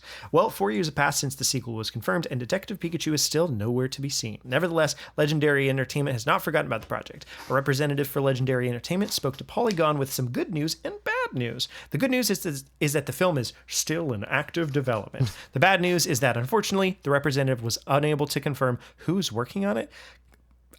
I don't know that I care that much. Yeah. Okay. It is worth noting that recently, Detective Pikachu writers Benji Summit and Dan Hernandez confirmed that while they'd love to contribute to the project, they're currently not involved in the film's production. Interesting. Summit even said that it's an ongoing conversation that is still not over to this day. Summit also mentioned that the situation was complicated and involved a lot of big studio corporate Pokemon rights things that we're not privy to. Well, interesting. I always thought it was weird that so many outlets took that and ran with it when it was like the actors of Detective Pikachu don't know what's happening with Detective Pikachu. Oh, is that who Benji Summit is? Is the actor? No. I'm saying like it was Justice specifically. Yeah, right. Yeah. Him being like, they never called me. So everybody took that as confirmation where it's like the actors don't know what's happening. So the movie's canceled. You know, it's like, I don't think that I don't think they do that. You know, I don't think they saw like we're the top grossing video game movie of all time. Cancel it. Don't make another one. You know, it's like, nah, that doesn't happen. Like, I'm pretty sure they didn't start filming. What's her name? The girl in Gamora. What's that actress's name? Zoe Saldana. Saldana. Yep. I'm pretty sure they didn't like start filming her immediately after, in 2010 for the Way of Water Avatar, blah, blah, blah, that came out literally, months ago. Right. Because they worked on it for so long. And so like, yeah, it sounds like, I mean, cool though. I definitely thought it was canceled. From just the things that we'd heard and whatever. Right. So because that's the stuff that we heard. That close attention. That's the stuff that we heard. And then that was the narrative. People ran with it where it was like the actor doesn't know what's happening. And I think that this is like a funny trend because like a lot of times people like news outlets, and maybe it's like slow news day situations or whatever, right? Right. But like it's like Goofy voice actor confirms that Kingdom Hearts 4 is coming out, like that's their stuff. Like this is your source. Like I think like when I think it was for Tears of the Kingdom or something like that in 2019 or 2020 or something, that like the Spanish voice actor guy said something about something and they were like, oh, that means the game's like coming out because they're already doing the voice acting and stuff. It's like no. No. Yeah. No, that's crazy. Yeah. But sweet. I mean, I don't even know what I want out of this. I'm curious to see how they would do. I want the other movies. Detective Pikachu That's what part. I want. Yeah. I mean, I'm down for Detective Pikachu too. I like Detective Pikachu. But I mean, spoilers for the ending, but like, spoilers for the ending. How's that going to work exactly? Because I don't really know. I mean, for what it's worth, it could be. Yeah, I don't know. I was going to say they could just do what they could Metroidvania it. I'm like, he's back. I guess. Yeah. They could do that. But then again, I don't know because it depends on if they do what they did with the first, which I never like. I played parts of the first Detective Pikachu. But I never got to the end of the Detective Pikachu, the video game. So I don't know if the end of the video game is the same as the end of the movie. I don't think so. I'm pretty sure not, but because there's a Detective Pikachu 2 game that they're working on, right? They haven't, but that also like kind of disappeared. So like I think that maybe that's why. Like I could definitely see them like being like, all right, we want to like make more headway on the game and we want to release Detective Pikachu on Switch and blah, blah, blah. So like we want to do the movie, but let's wait until we're closer to the game, whether that be wait until the game's released or wait until the game is closer to being released so that they can do the whole like Detective Pikachu, the movie, and Detective Pikachu, the movie, the game, which like really, I think that like in terms of like their priorities as Pokemon company, it's like, I mean, maybe. But I could see them being like Detective Pikachu and Detective Pikachu, the movie, you know, like it being more so like that the game drives the movie in terms of like its theming and like whatever the plot is and blah, blah, blah, blah. Yeah. Because that's just usually what they do, you know, like even though like the games aren't as big of a deal in terms of like finances in the grand scheme of things, the games still drive everything in terms of like where they go usually. For what it's worth, with this being a DLC year, I wouldn't be surprised if we saw, I mean, like Mystery Dungeon came out in 2020, which that's a Pokemon spin-off situation. I, especially in the context that like they know that people think, because I mean, or I assume because I thought that it was canceled, the movie Detective Pikachu 2, that probably they know the general discourse has been like, this movie's canceled. So, I mean, you know, tinfoil hat a little bit, but them confirming like, oh yeah, no, it's still in active development now is good PR for if on Pokemon Day they have various things to announce. One of those is just a port of Detective Pikachu to Switch, which they've said before that they wanted to do. Right. They just haven't, you know, done it. But like in a DLC year where they like, then they have a like new game to actually come out as well, that should pair pretty nicely, you know, if they wanted to do that. So also I don't know, crazy, could be not crazy that the year that Breath of the Wild sequel is coming out is a DLC year. That's crazy. Well, I just mean for like Pokemon DLC. Mean. I'm just saying. Yeah.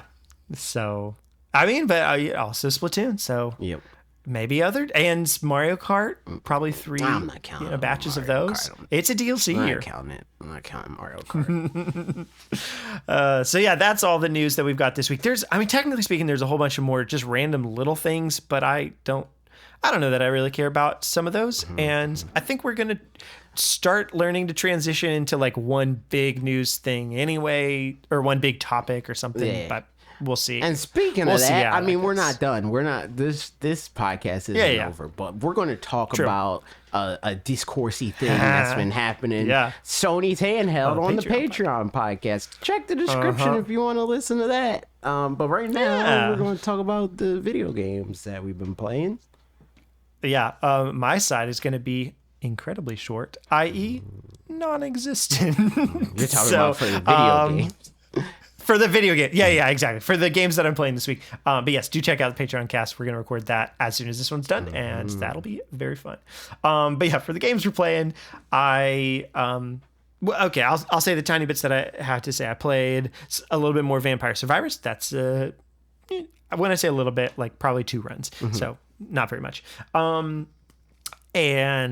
Ashley and I played golf with your friends a little bit, a couple of times. And then the last thing, so my friends don't play golf. Oh, well, you should. I mentioned that's not true. Bob's so my parents obsessed with golf video games specifically. Really? Yes, I don't know why. That. I mean, they're pretty fun. Yeah, sure. I kind of after playing this, like when it came out, Mario Golf wasn't the right time. I feel like we could see a Mario sports game or something like that. Yeah, we just got Strikers. We could wait a year. The Sluggers. Yeah, that's another memory kind of thing. That makes me mad. That just feels like a shot in the dark, honestly. It's like this the one we don't have. Next sport. Yeah, exactly. And like especially for that one feels so much. I mean, it could be true. I don't know, but it just if it's true, it's like at this point, like this many Mario sports games in, it's just depressing. Yeah. Because like the Mario sports games are like, the thing is like, I think all of them, even on Switch, are like pretty good, but they all of them are monkey's paw. Exactly, but like in the worst way possible. Yes, this is like a genie's wish. Like this is like the obviously like the like super like pop culture version of it, of it being like, oh, make a wish for all the money in the world, and then like just all the money's gone now and it doesn't matter because you have all of it or whatever. Like that's what it is. Like, yeah, you got a Mario sports game, but have fun finding a reason to want to play it. Yeah, exactly. And Mario Sluggers, man. Yeah. And I mean, that's what I was about to say too. Honestly, I like after playing this, I would be like I kind of want to go and play Mario Golf because I just never played it when it came out. Because I was playing other things, I guess, or maybe that's around, when did that come out? Was that 2020? I'm looking it up on my list. I think so. No, it was 2021. My daughter had just been born, so yep, definitely didn't do that. You played it a little bit though, but you were playing on my account. I think that's the bigger thing. Yes, is that it was like you were playing on my account and you didn't want it enough to like buy it yourself, and like it wasn't a like worthwhile enough game because that was before. Did I get that? I don't think I got that on the Australian account. Did I? No. So yeah, it's like too much of a hassle to play the game. Whereas now it's easier because like you are pretty much the only person that plays on that account. So like if you're playing the game, I mean, if you want to play the game, you can play the game like it's your game because I'm not on that account anyway. Yep. And so speaking of that, I didn't play any Fire Emblem Engage because again, I like have Fire Emblem Three Hopes and was like, oh, let me play some more of that. So some updated thoughts on that is that like I think it does the Warriors thing as well as I want it to do the Warriors thing, you know, just fun time, beating up enemies and stuff like that. And then also, this is what I don't know how I feel about this. People talked about Age of Calamity and that did a good job of kind of like implementing Breath of the Wild systems and kind of feeling like, you know, it was related to Breath of the Wild, but in a Warriors kind of way. And that was good. And I liked that. And in this one, it also does that, and it's a really good representation of Fire Emblem Three Houses. There's a lot of story cutscenes and like ways to interact with things in the same kind of way you did in Three Houses. But whereas I really liked that in the context of Three Houses, because also the battles were more like methodical and slower paced and stuff, it feels like a weird juxtaposition with the like more frenetic Warriors battle stuff where like when I go to turn that game on, to me, it's more of like a popcorn kind of game of just go beat up some people and like don't really think too much about anything. So having to like think about story and like which characters to have relationships with and stuff like that in the context of that feels a little bit odd to me, I think. Whereas like that same exact thing in Engage doesn't, because that it like fits within the whole package a little better. So, you know, TBD. I just haven't had any time this week, so I probably would have. I'd like to play some games more, but time has been against me, and hopefully, you know, video. Well, not hopefully. It's just about done. I'm just tweaking it after AJ did most of the edit for it, but new video should be out pretty soon. We did and like half and half. Yeah, I mean, sure. As far as the actual editing, like, that's true. The video stuff, and then I did like a little over half of like the like A and B roll, or the B roll, because the A roll is true. Yeah, film. We split it. It was split. Cool. It was split. So, but you know, I'm pretty happy with how it turned out, but yeah, I've got some more tweaks to do to it, and then that'll be out soon enough. And once that is, that'll be a huge weight lifted off of my chest. Like, I finally made a video game. I mean, a video again after September was like the last one. So, you know, might have more time to get to play games and stuff, which will be nice. Now we're on the shorts grind. We gotta make shorts, man. Oh yeah. Granted, I mean, that could be a reason to play shorts. I mean, to play games, honestly, because that's very it's an easy way to do reviews. Mm-hmm. Indeed. So there you go. That's some of the games that I'm playing. But on the horizon, I think I've got some more. My family's going to be in town next week. And well, my dad all of next week, and then my mom will stay a little bit longer, and she'll be in, I think, through the end of the week after that. Mm-hmm. So I'm kind of excited. I do hope, honestly, that the direct happens next week while my parents are here. So kind of not. Direct? So, I mean, honestly, yeah, it's just one of those things where, like, my parents are, like, have always been supportive of things that I do and like and stuff, but I don't know that they, like, are, like, really get the video games thing particularly. My mom definitely more so than my dad, but even then, you know, like, I think it feels a little bit foreign or something. But I'm sure they would enjoy having some kind of touch point. And that just feels like a thing of like, oh, this is gamer Christmas, kind of a little bit. You know, so like, do you want to watch it? And like, you're not going to have any context on just about any of this stuff. If I get excited about something, You won't know why, and that's okay. But I feel like that'll just be a fun thing to get to kind of share with them if that happens. The downside is I won't have as much time to do, like, I'd probably do, one or two shorts that I'll probably have you edit, but like probably can't be on the podcast next week if that does happen. So, we'll see how that all turns out, but would be nice for it to happen. Get your dad to come on the podcast. That would be fun. I mean, honestly, they both came on. They were visiting me when I was doing my podcast before this one, and I was talking about music stuff. So they both are musicians, so that fits in a little bit better. They knew what they were talking about, but it would be fun to have them on. They should be on the podcast. You know why it makes sense for them to be on the podcast, because you talk there's a lot. I feel like we could make a supercut of like the tangents of like things about you growing up. That's true. That could be an easy input. Or just come on the Patreon podcast. Yeah, I was about to say something. that's the Patreon podcast. Now I think about it. Yeah. Yeah. So it's what was I gonna say? I've thought about, how people do, like, my mom tries to name these Smash characters. Yep. I think that would be so fun. So my mom, that's a short. You could do a short. Even more tangents, everybody. That thing, I've talked about this before, but my mom made all of those except for the one that Thrill House made, which is the Blastoise over there. But those are all cross stitches that my mom made, and she does a great job at all sorts of things.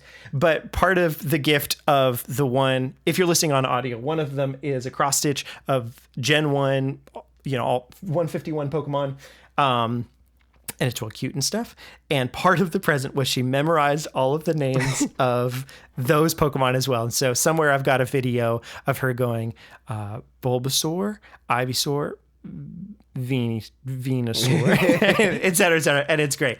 I think it would be fun to pick several Pokemon. I mean, honestly, I could do this to myself about some of the Pokemon that I don't know as well, but pick some Pokemon that have more obvious pun kinds of names that you could get maybe by looking at it, because now that she knows kind of like sort of how they, how the names work, like Squirtle, it's Turtle, Squirt, Squirtle. Also, have her guess some Pokemon. It's kind of the squirrel thing too, because look at his tail. True. Yeah. It's got some squirrel in there with his cute little tail. He's also the best Pokemon, so that's a nice little thing he's got going for him. I don't know about that. He's a solid one. He's a solid one. He is very. So yeah, that's games I've been playing plus some tangents. Games you've been playing. I caught a little bit of tragedy, of one of the streams. Tragedy. I was so upset. Like, I don't know, because you had such a such a good. You go for it.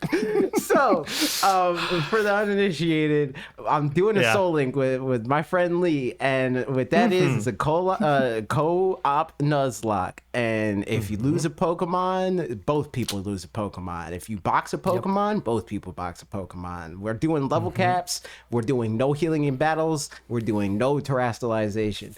Okay. I didn't know about that last one. No terrestrialization. That was like a last second, like when we were like, oh shoot, we didn't think about this, and then we pulled the chat, and then the chat was like, yeah, no terrestrialization. We're like, all right, cool. Yeah. So I don't know if you were here for this part, but there was one thing that we used chat to cheat a little bit. Okay. But it was just because like it's a weird inconsistency in the game. So like with Titans, usually there's two phases. Well, there's always two phases, but usually in between the two phases, you have like a break, basically, to like, you got to chase the Titan. But for Bombardier specifically, there is no break. So both of our Pokemon that we led with against Bombardier died because we weren't able to heal them, and we can't heal mid-battle. So like that was just an automatic death. And usually if we know that, that's on us. We got to prepare and like make sure we pick a Pokemon that can either tank enough hits, or like get a Pokemon that's like easier to switch into, or like prepare to, do something.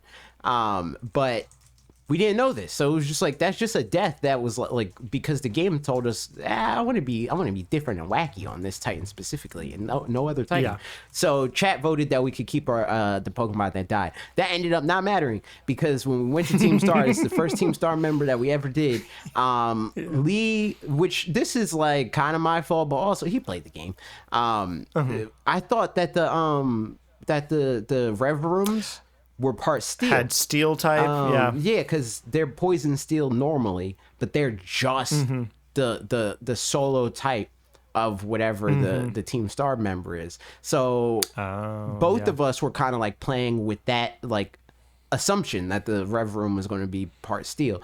I lost a Pokemon because of that. I don't remember which Pokemon it was. I think it was Squawkabilly. Yeah, it was Squawkabilly. I think he had something die, and then you had to KO your Squawkabilly. I think. Yes. Yeah. Yep. Okay, so that was the one you lost. Because Lee lost exactly. it. I lost Squawkabilly, and that was a similar situation with Rockruff, but I ended up being able to keep Rockruff because of Pole. But I got through, and like I was like, man, I gotta keep freaking I gotta keep Flamigo alive, but Flamigo's about to die. But I need Flamigo to win this. It needs this is how it needs to happen. And I was a gamer, dude. I did it. I saved Flamigo. Everybody lived except for the Pokemon that Lee already killed. And I was like, yo, W, I did it. And then Lee's like, nah, you didn't. And I was like, what? And he said, I wiped. And I was like, what? Why couldn't you tell me this before? I'm like racking my brain and trying to play. And this is like kind of what I was getting at when we were talking about the grinding thing, where it's like, if you play Pokemon like to how the game, like you let the game set the rules, by which I mean like in the Pokemon anime, when they go to a Pokemon gym, the gym leader's like, in this gym we use 3 Pokemon, and you're like, oh, okay, bet I'll use 3 Pokemon. But most people are like, nah, video game lets me use 6 Pokemon, so I'm going to use 6 Pokemon. And also, I don't care what level your Pokemon are on. I'm going to be 30 levels above that. So it's easy. But with this, we can't go above the level of their strongest Pokemon, and that changes everything. So because of that, and also the assumption that it was a steel type, like Lee got wiped, and it was like, damn. Yeah. So we got to start over again. So we're on run 4 or 5, something like that. The last gym that I did was the Psychic Gym, I want to say, and I just because of like.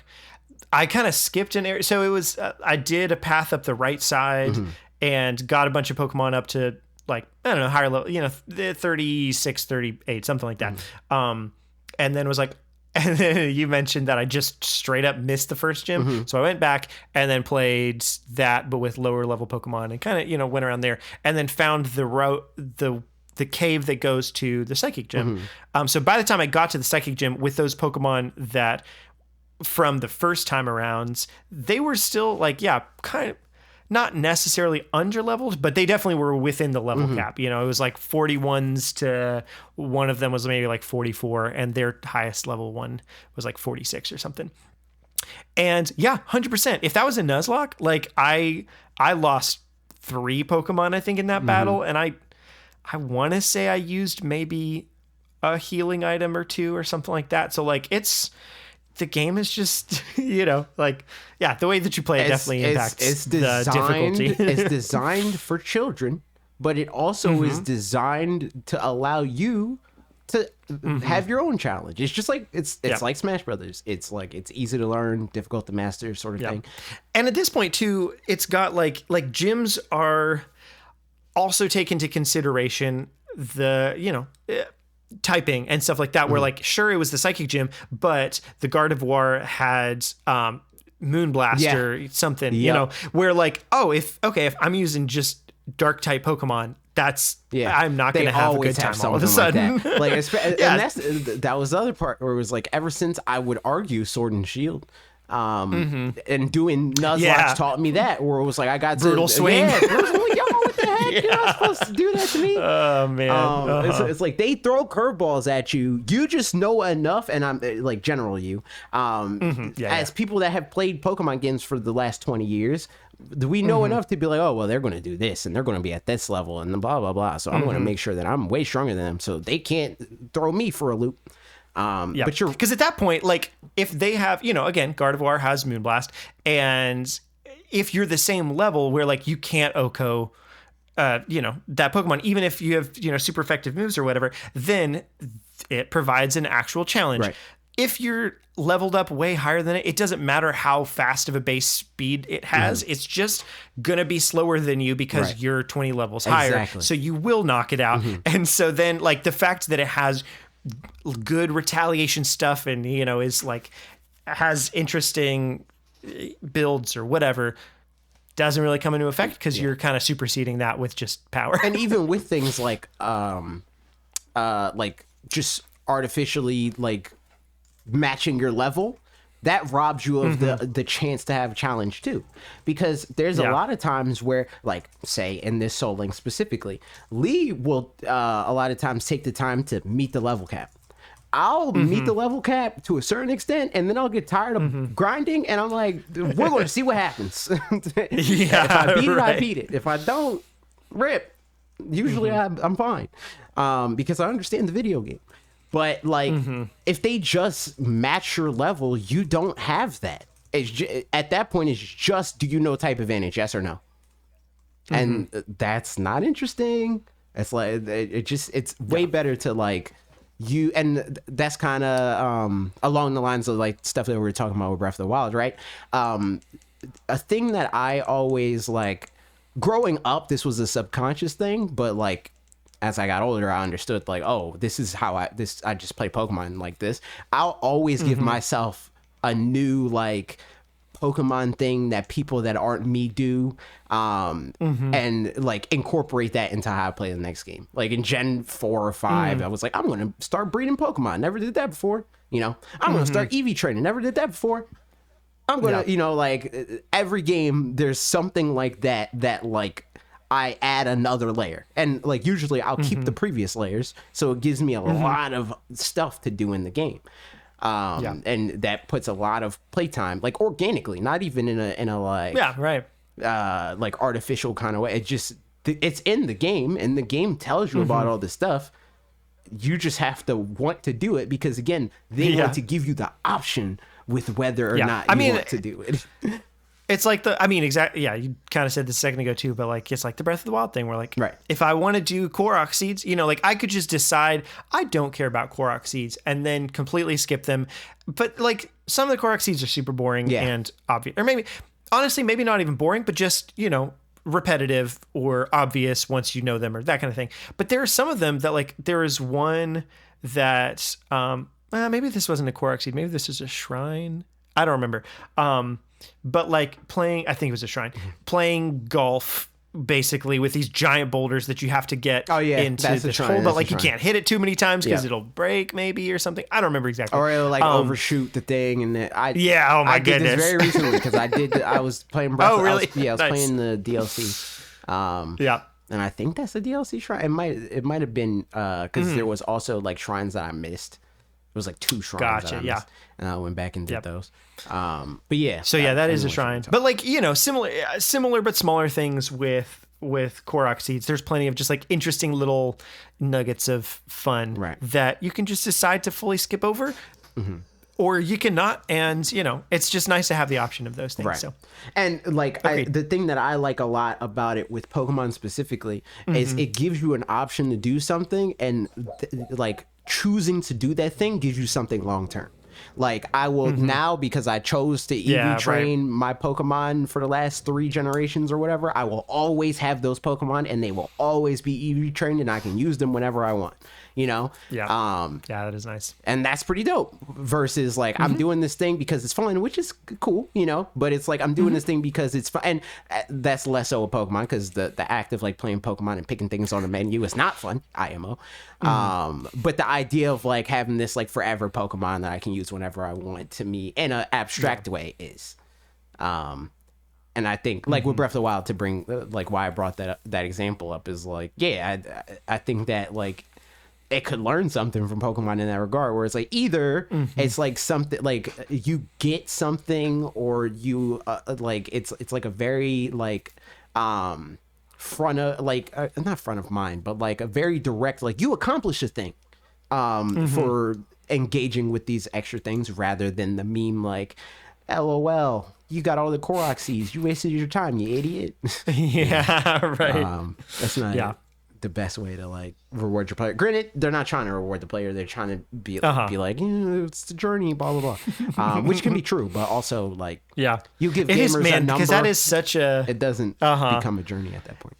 It's such a like weird. I mean, that whole thing. If they gave a good prize at the end of it, then everybody would feel like you have to do it. Yeah, exactly. So it's like it's such a.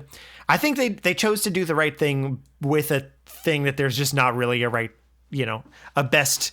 It was good enough. I think that like make it a joke. They don't necessarily have to give you like a tangible thing. Because like obviously with Pokemon it's easier to give a tangible thing because like it's not a tangible thing that you have to inherently care about unless you care about everything about Pokemon, in which case like well, I wouldn't do this anyway. You're not forcing me to train good Pokemon because I was going to do that anyway, but they could the carrot on the stick should be something that people want to experience. Like it should be that's fun exactly what I was going to say. do. Yeah, it shouldn't be something that like a very specific reward. I just mean like reward the player with gameplay. Yep, or even a story like a good some kind of interesting good cutscene, something like that, like something that People somebody could even just like. yeah. Exactly. But that's, I mean, even then it's like, okay, so you don't have to, like, you can just watch that and then you don't have to feel any pressure to get all this stuff. But if you do get it, then you'll get the cutscene yourself. And that just feels like I got it. In the same way that like, I beat Champions Road in Mario 3D World. It's like, I don't have to have beat Champions Road in 3D World, but I did. So I feel good about that, True. But I think a gameplay thing would be more fun. Yeah, obviously, and I think it's gameplay. It would be in line with like not only Breath of the Wild's philosophy, but Nintendo's philosophy in general. Yeah, right. Like I think that's why like World of Light turned out the way that it did, where I'm kind of bummed out, or really bummed out, honestly, that they didn't do the subspace emissary sort of thing. But I will fully acknowledge that despite the fact that I don't really care for it. The gameplay is better. Like the minute-to-minute gameplay of World of Light is better than the minute-to-minute gameplay of Subspace Emissary. It feels less connected and that whole thing. But yeah, absolutely. As far as the actual like what you're combat doing and stuff like that, like the 2D side-scrolling platforming kind of stuff is fine in Subspace Emissary, but definitely not good. Yeah, exactly. Because that's not what Smash was made for exactly. Like I mean, it is platforming, but not in that same kind of way. But like, right, just the way that it's designed, it just doesn't. The only thing that made it like, just feels awkward. Exactly. The only thing that I think sets it apart and still gives you like, it's still worth playing is because you could play it with somebody else. That is nice. Outside of that, it's like whatever. Yeah. Here's the pitch for the gameplay. The gameplay Korok seed thing, to finish that up, is when you get it, you something, you get to like throw the Korok seeds, something. There you go. That works. I'm down. Yeah. I mean, just honestly a battle with Hestu. Something like that. That's just like a surprisingly hard fight. Yeah, it's like that would be fun. You have to like break all his weapons. And he just has like double your inventory. That would be great. So speaking of Nuzlocke, though, you're also playing the waifu Nuzlocke. It's true. I'm doing so many Nuzlocke things. I've also played Smash in between Wednesday because I was like, I'm just like everything's dying. I mean, like obviously things die in Smash Brothers too, but things are dying and there's like pressure. There's no pressure in Smash. I was just playing the video game. True. So I did that. I was playing with Mars, and I told Mars what I told you on the podcast, where it was like the better I get at the video game, as a result, the better Mars gets at the video game. And like, even though I still win, I don't win all the time, but I still win, like I would say for the most part, more than I lose. It's very frustrating fighting him. Like, specifically with Lucas. Like, I don't really care, which funnily, and I think that's because he's just like, that's just his best character.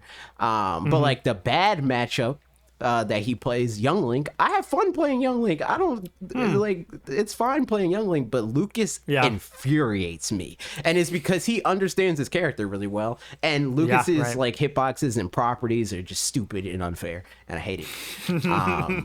So I was playing that and I was tight, but it was fun. Like I still have fun playing with Mars. And I think it's very clear that like when I'm mad at Lucas, it's very obvious. I'm not mad at him. I'll be like, yo, that was sick that you did that, but Lucas is stupid. You know, like that character is dumb. Yeah. But yeah, no, that's nice to be able to separate that. Not everybody can. Yeah. It's because I get it. Like I get it, and I know Lucas is a very hard character. Like I couldn't take that away from him. Like the character's hard. Yeah, I just think the character is stupid. So yeah, also Fire Emblem. I was doing all right for a while. Anna died though. That was unfortunate. But like, is she a bow and arrow gal? No, Anna's like a fighter. Okay. I was trying to turn her into a mage, so I had to level her up to level 10.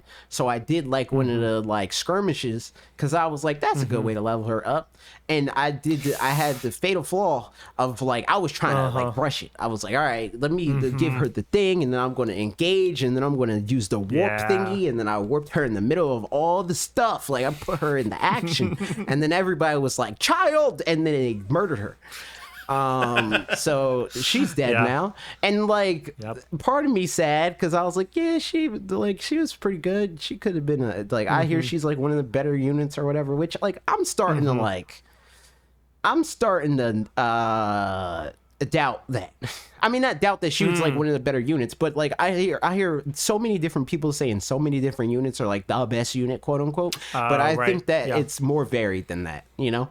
I bet it is. Like, I think that, like, and definitely the people that, like, are specifically telling me this are not, like, checking every variation of, like, what if I make this character, this class, and this, you know, like, that sort of thing. So it's like, I'm sure that she's a good unit if you do the specific thing that people are doing with that unit, but I'm sure that other units can be, like, optimized in similar ways, too. So, like, totally. On that end, it was kind of like... It's not a one-size-fits-all, and that's... Yeah. Right. That's nice. Because, like, in my experience, that's how, like, every other Fire Emblem game I played is, where it's like, yeah, some people say that this unit's really good. That unit died from me immediately, but this unit here is way better, you know, like, that sort of thing. Yeah. But also, I, like, kind of don't care that Anna died because she, like, her character's kind of cringe. I mean, she's kind of cringe in the Japanese version, like, in the American version. Is she the one that's really young? Yeah. And there's... Yep. So I'm fine with her being gone. I mean, I'm less mad about like the character so much as just, I mean, the script, you know, for the original, but even the most about people's response to the, being mad that they took that out. Gross. Like, what is wrong with y'all? Yeah, man. Like, y'all are mad at the wrong thing. If there's anything to be mad at, it's the fact that they put that in the game in the first place. Right. But weird. That's neither here nor there. I'm just fine with her being dead. Like, there's some characters. It's like it's similar to Pokemon, where like in the Pokemon Nuzlocke, if Flamigo died, you'd be would be crushed. You know, like I would be freaking. But like Squawkabilly died, I'm like, whatever, that's fine. Yep.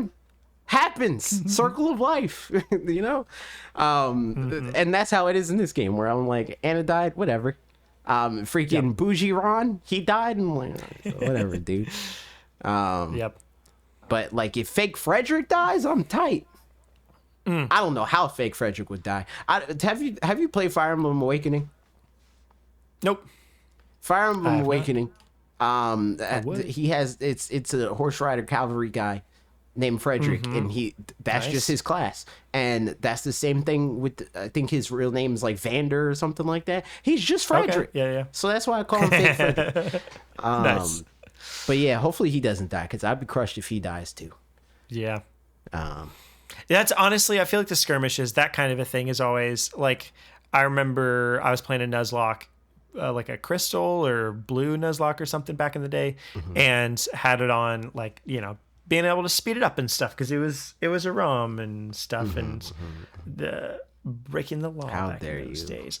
But I remember, I had a Persian that was pretty good, and I was just trying to level it up a little bit more just cause. So I was just grinding and just wasn't really thinking and got hit with a critical hit just because I was going too fast, and it wasn't like within a battle. It was just, against some random something.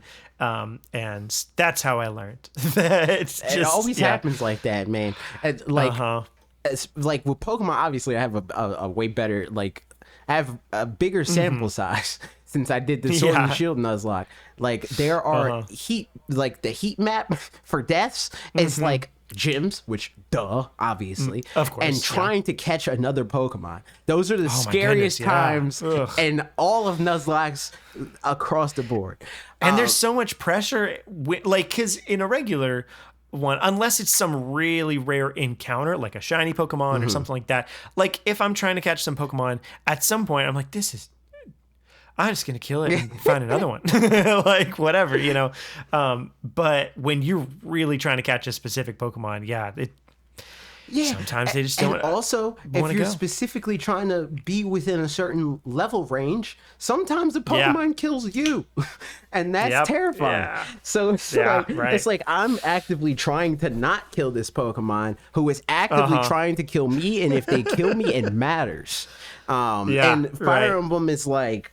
It's a similar situation where it's like the skirmishes are just kind of like scary in an abstract sort of way, because it's just like where I let my guard down, and that historically in streams is the thing that kills the most things, is me not paying attention.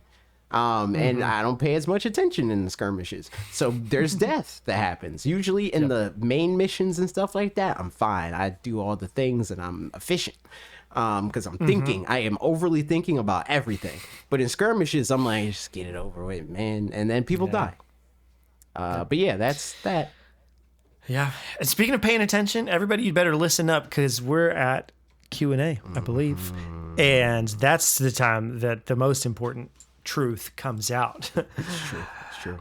I don't know what, for example. I don't really have any. But we got some questions. I have a quick little tangent.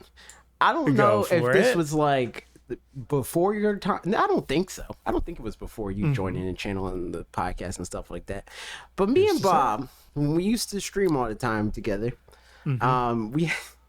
we would a lot of times just have like these like Wikipedia and like Google rabbit holes, like random debates and stuff like that.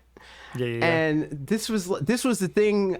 I think you were already on the channel when this happened. It was freaking Applin. Or not about Applin. That's why I caught the shiny Applin, is because of this whole debate. It was like sour versus tart, that sort of thing. And people were talking about how, like, they said that green apples are sour, but oranges aren't sour. They're just tart. And I'm like, bro, that is literally the same thing. And they're like, no, it's not, blah, blah, blah. So yesterday, Bob, this was partially unrelated, but this was like the through line that I used to like bring it up again. Where like somebody's making a keyboard for Smash Brothers, like a keyboard mod or whatever, so that you could use your keyboard on Smash Brothers Ultimate on the Switch. And he's like, this took 4 years or whatever. It's crazy that they did this and it took 4 years. And then I, like, way later, like, this was at, like, I want to say, like, 2 a.m. I was just on YouTube searching through my suggested, as I do, at 2 a.m. And there was a freaking, what channel was it? It was something like, I don't remember what channel it is. It was like Variety or like one of those channels, you know? And they did, it was Wired. I think it was Wired. It was like like a expert support question Q&A thing. And it was like a taste person. I don't remember what her official the title was, but I watched this video and I had no idea that this was going to happen. But the first question that she answered was, what was the difference between sour and tart? And she was like, it's the same thing. And I said, bro, I was so mad. And then I sent that to Bob and I was like, speaking of stuff that took so long, why didn't this video happen back when I was being raked over the coals over my correct thought? That's so funny. So that's a tangent. Q&A. Yeah. That's great. Yeah, there it is. All right. First up, Fish the Collector said, will the Pokemon Scarlet Violet 1.2 update be significant enough to get a feature in the Nintendo Direct? No. Agreed. Because I mean, I don't think it has anything to do with the significance. I think Same. that it's Pokemon Pokemon's thing to review. Yeah. It just sounds like it's probably, I don't remember the exact way that they worded this stuff, but it sounds like it's going to happen probably just Shadow Drop-ish on Pokemon Day, and that's when they'll talk about it probably in their I think thing. it'll be very similar to the free content updates that we got for Arceus for a little bit. Yeah. Probably The mass outbreaks or whatever those were. yeah, and then stuff. the second one that we got, which was the Arceus like boss rush kind of situation. Yeah, that's right. Forgot about that. So yeah, agreed. Yeah, I feel like Pokemon stuff just doesn't really show up in Nintendo Directs that much. Sometimes. Yeah. Usually more as like a, hey, remember that game's coming out? Right. Not like it's like this thing that has not like already new been stuff announced. happening. We'll give you more Yes. details on it, Like, yeah, right, exactly. So yeah, good question. Mega Man said, would you prefer it if companies just told you the directs we would get for the whole year and the dates we were getting them, or you happy with the status quo? I mean, that would be good because like the end result of what makes me annoyed about Nintendo Directs would be dealt with. But my ideal world is that they say nothing and that we shut up about it and just let stuff happen. Like, we don't need to know when we're going to be advertised to. It will happen. It's going to happen. I promise you Nintendo wants to tell you about their video games. And I want to know about them. But I don't need to know about when I'm going to be told about them. Like, Yeah. how involved do we have to be with every aspect of the video game outside of playing the video game? I just want to play the video game. And then we could talk about the video game once the video game happens, or we know about the video game and stuff like that. But like talking about the idea of when we are going to hear about a video game that in theory will eventually exist is too far. Yeah. I think that the tricky, in a world where they do tell us when the directs are going to be, it's just not like realistic that it would be exactly the same every year for one thing, and that they'd be able to predict it a certain distance out, because like things just change just enough that like, they could. I don't think they could tell us like it'll be February 7th. Nintendo Directs, yes, they gotta exactly. That's do that. That's exactly, and that's bad. And so, like, alternatively, then they could be like, okay, well, so we won't say it's February 7th, but we'll say it's in February. But then we're just back to the same thing where like every time February rolls around, we're talking about like, is it gonna be with this? Like, it's the same exact problem. Yep. So like, that's not that great either. I think that like.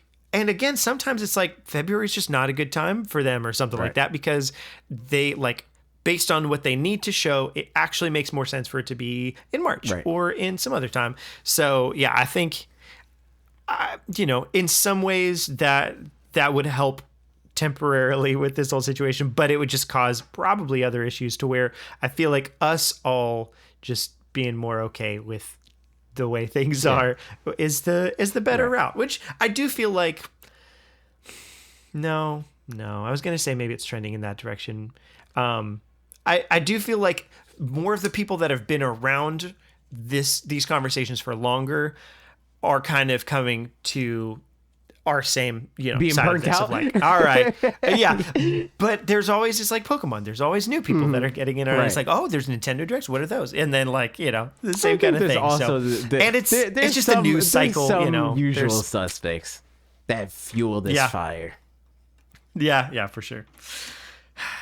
So good question. Yeah, that one's a hard one, but I feel like everybody just calm down, and then we're good. They're ads, people. I just want people to wake up one day and be like, these are commercials, and they can be fun. They're fun. Super Bowl commercials, fun.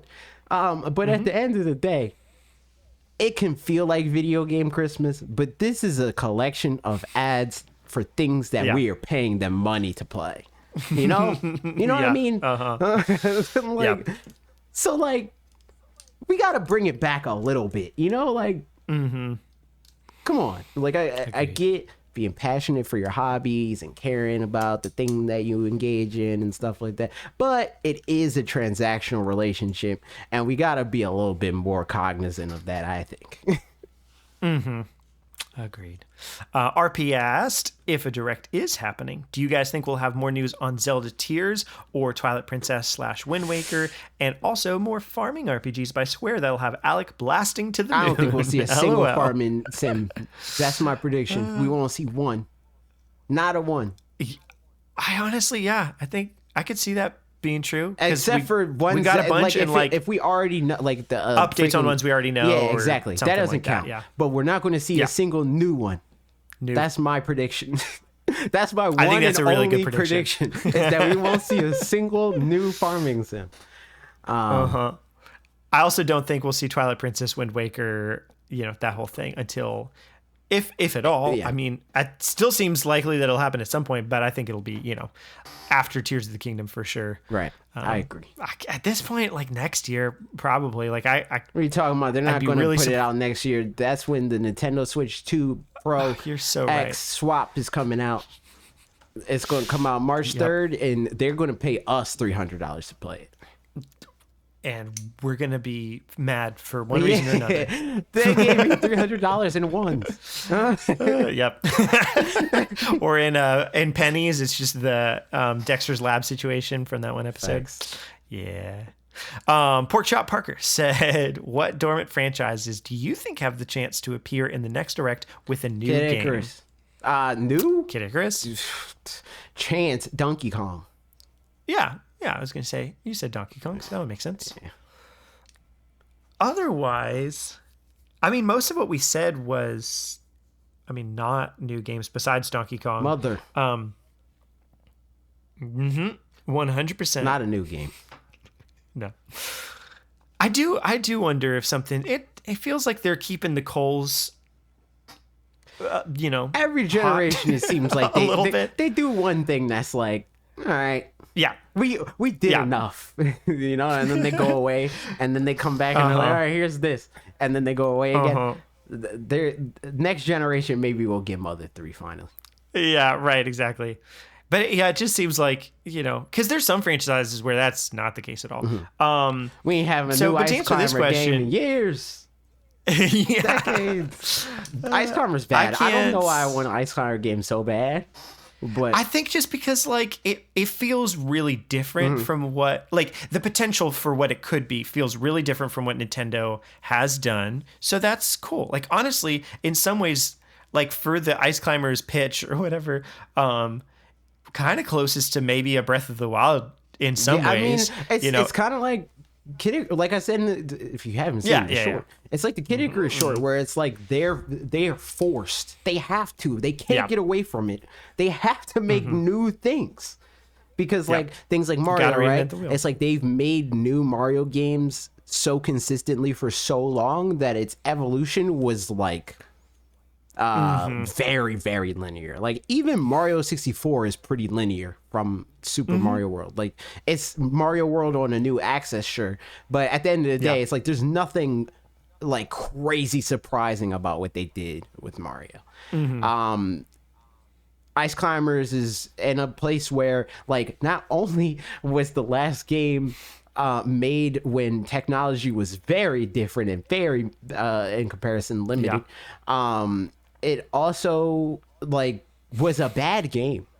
So they have to make a modern version of it, and they have to figure out how to make it good. And that's like what they did with Kid Icarus. Like Kid Icarus was not good, I would say, the first one and the second one. They're not good. Yep. But Kid Icarus Uprising is dope. The controls are kind of mid, but that's the 3DS's fault. I just want to see that happen with Kid Icarus. I mean, with Ice Climbers. With Ice Climbers, yeah. Or Ice Climber. Smash Brothers ruined. Oh, true. That's weird. Yeah. Agreed. There it is. Let asked, would you prefer more smaller directs, fewer bigger directs, say 1 to 2 a year, or do you think Nintendo has a good balance with their current schedule? I think their schedule's good because like their schedule is usually, especially now, in the early days it was less so this, but their schedule is usually you'll get a direct when we have one, you know. And I think that makes sense. I think that like for the sake of like way more you than me, for people that like having something tangible to look forward to, having two directs that's like we're gonna have a winter direct and we're gonna have like the freaking video game spring, and by that I mean like first 3 months of the year, and we're gonna have like a fall direct, like that would be good for the people that want something to look forward to all the time. But ultimately me, I rather them just not say nothing unless they got to, you know.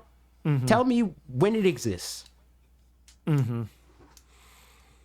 Yep. I mean, yeah, I think for me, it seems like right now their current schedule, more often than not, is like a February and September kind of a thing. And that's subject to change at any point in time. But I feel pretty happy with that. And in terms, and like June kind of times, do February and September. And then in the middle of the year, I think the partner direct kind of situation is great to have that. So yeah, I mean, all things considered, I think they have a good balance with their kind of schedule, and I mean, to AJ's point, sometimes that'll change and won't fit in whatever pattern has existed at any point in time. But yeah, I feel like they do a pretty good job. And, it's the whole, every Nintendo or like no direct is ever better than a B+ kind of thing. So like, temper your expectations accordingly.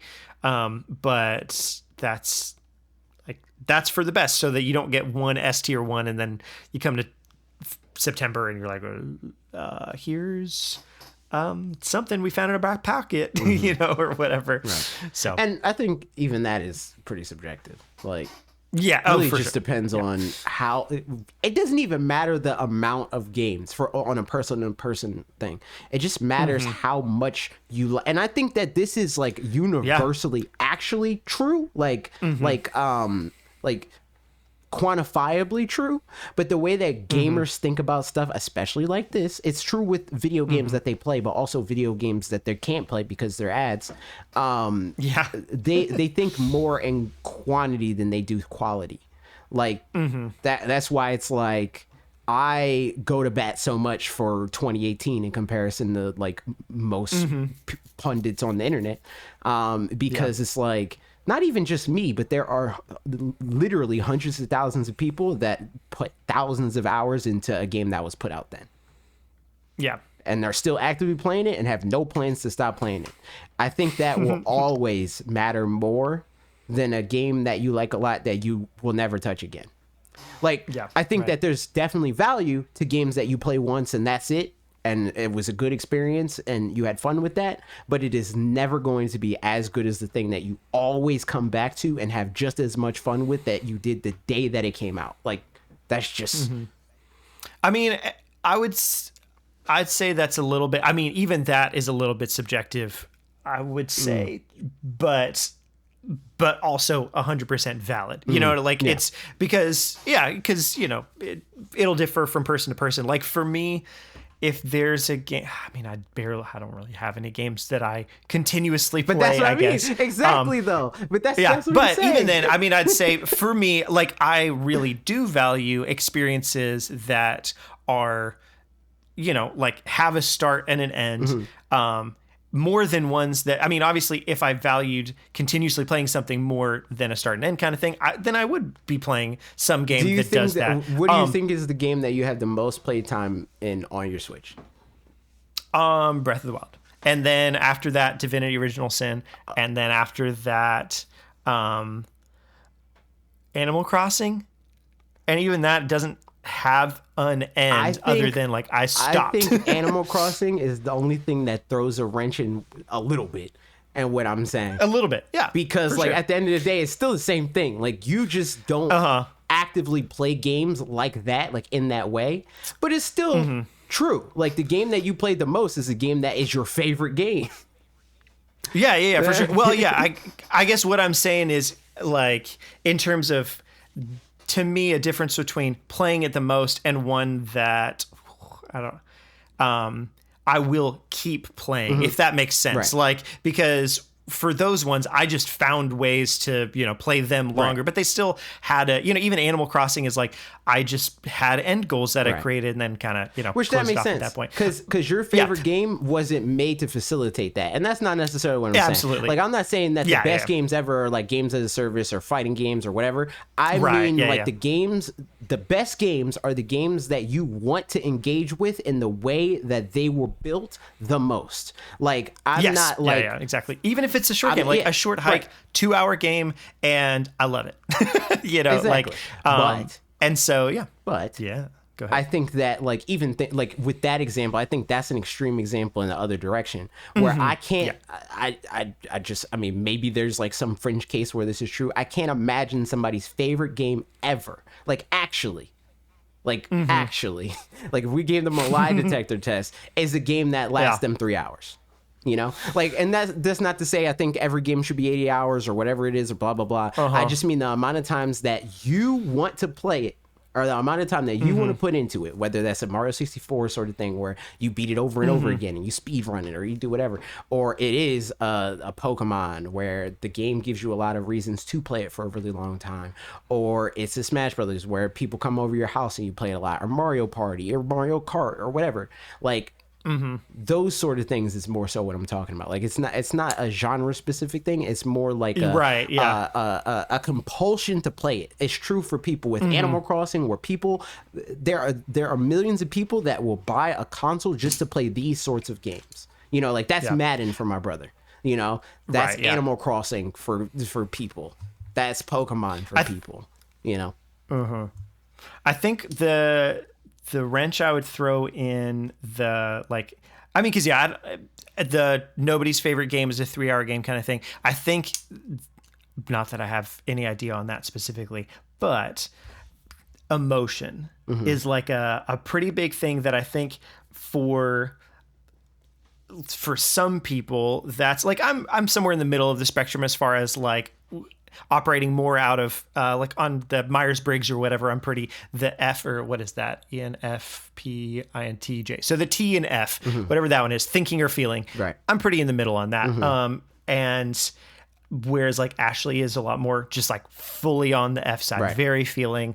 And so I think for those people, you could have something that, like, if it's short, but like life-changing essentially, where it's like it changes the way I think about things, then I think that does play into that, where like some people would probably say Journey is their favorite game, and I feel like how long is that game? How long to beat Journey? 2 hours. So that's really short, but I've heard about that talked well. So I think it's interesting, but I think the whole even that whole point being that, like, I don't think you can objectively say that 2018 is a worse year or a better year, because it's all subjective. It's like, yeah, exactly. And that's fine. That's great. Because that's how Nintendo Directs actually work. And that's why, like, in terms of like how we usually try to judge Nintendo Directs, which usually is quantity, like a quantity of quality. The thing that actually matters is that somebody somewhere, and for Nintendo's hope, a lot of somebody somewhere, find one game that they will buy day one and they're playing for forever, and like they're buying all the DLC or whatever the case may be. Like, that is the goal. That's why they Brian Altano on the Link's Awakening Direct in February of 2019 or whatever that was. It's like when it's like, whoa, exactly. No way. That's just the first example that comes to mind. But like, or like if Golden Sun is in a Direct, I'll be like, the like accurate rating for this one is who cares, but this thing, and like for me, exactly, like, get out of here. All the other Directs, you're gone. I don't care. So that's how that works. Yep. All right, we got 2 more questions. We're going to do these, and then we still have a Patreon podcast to record. And so, here we go. Lucha Boy Toy asked, are games that are getting Switch versions / ports doing a good job convincing players that Nintendo experience is worth it? If not, what's the most effective way to justify a Switch version? Thank you. Thank you. I think this case by case thing, because just like every platform, regardless of power, like this happens on PC, which is like as far as like ceiling, the most powerful platform that you can get by far. But sometimes it has bad ports. And that's true on Switch too.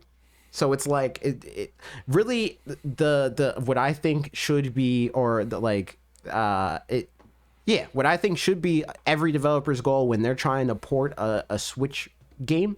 I mean, port a game to Switch is not necessarily like, let's make it as technologically sound as possible. It's just like, let's translate this experience to this platform as best we can and make sure that like people feel the same way that they would if they played it somewhere else. Like, that can mean that like it doesn't have as consistent frame pacing or whatever the case may be. Because at the end of the day, most people that are playing it don't even know what frame pacing is. It just needs to translate enough. And also, I think that it like for it to be like the peak of Switch ports, it needs to be the type of game that the fan base wants to play. You know, true, and that's becoming more varied than it was like on Wii U or whatever, right? But it still needs to be within. Like there needs to be some sort of like through line between like the top selling Switch games and whatever the port is. You can easily recommend like Nier Automata to a Breath of the Wild fan, you know, like I was 100% going to say Nier Automata. Yeah. And it would be interesting too to see like the things that aren't traditionally great sellers on, well, sorry, not even that. The things that just aren't traditionally on the Switch or people don't go to the Switch for, like Call of Duty, because there just aren't any. And there are some shooters on the Switch, but they're typically more like single player or like, Fortnite, Apex Legends is on Splatoon. there. True, Doom. and Overwatch and stuff. So there's definitely they try like, to get there the are Call shooters. of Duties. They try to get the ones that are just like we like everybody's playing it, you know. Yeah. And I think Call of Duty's in that. But it would be interesting but seeing that, and then like, but also it's just a question of like how well it's done, it can because like that's and because there's plenty of games where it's like this would be a perfect game on Switch, but you guys did a terrible job, so like why bother? And then on the other side you've got some where they're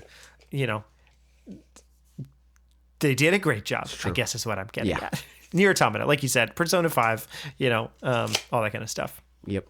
The Witcher even. Yeah, for sure. So there's that. Last question. Mark asks, which is more important, the question or the answer? Depends on either. I would say, I mean, this feels like a catch-22 question because whatever, but I'd say the answer because like, I don't know. I mean, sorry. I'd say the question is what I meant to say because like that's, otherwise there's no answer without any question. And so many things don't have one answer. They've got a whole bunch. I mean, okay. Like there's a lot of things taken for granted. And so those things aren't answers. They're just things taken for granted until they're questioned. You know what I mean? So like, as even in like broader context of like political beliefs or religious beliefs or anything like that, like I think it's important to ask questions and it's just good to do that. But I mean, within reason, I'm sure, of stuff, but I think questions are fun and it's fun to hold answers loosely. I guess that's like in thinking about the answer to me, typically also it's like as if there's one specific thing. That's kind of why I think they're like equally important depending on what either of them are. Like sometimes the answer is infinitely more interesting than the question, and sometimes the opposite is true. So it depends on what the question and or answer is, because sometimes you can ask a question that you what was it? Oh my god, there was a specific example of this that I just like asked generally. Not expecting an actual answer. It was just a question that I never thought about. I'm upset because if Youth was here, she would know what I'm talking about, because I like just asked it into the ether and she answered the question and I was not expecting her to answer it. And I was like, oh shoot, like that's crazy. But I don't remember what it is. What was it? Apparently neither of them are very important then. Oh my God, no, it was, bro. It was like something along the lines of like a saying. It was like, don't look a gift horse in the mouth or whatever. And it wasn't that, but it was like something along those lines. Whereas like people think about like don't look a gift horse in the mouth. They think it's like a Trojan horse thing, but it's not a Trojan horse thing. It was like something like that. Do people think that? That's funny. Yes. But yeah, it was like something along those lines. But I don't remember what it was. I'll see if I can report back. Was it on stream or just like? I think it was on stream, but it was a while ago. Okay. It was a while ago. Yeah. But I want to know. She might remember. She might actually. She might not remember because she might not remember. But I'll ask her between now and the next podcast. Nice. Sounds good. And speaking of the next podcast, you'll have to catch us on that one or on the Patreon podcast. True. Because this one is Go done. to Patreon. Check out the Patreon podcast where we talk about the PlayStation handheld and whether it makes sense. Yeah. Check out Parker's video that's going to be up within the next few days. And subscribe to this channel and rate it on the podcast services. Goodbye. Bye.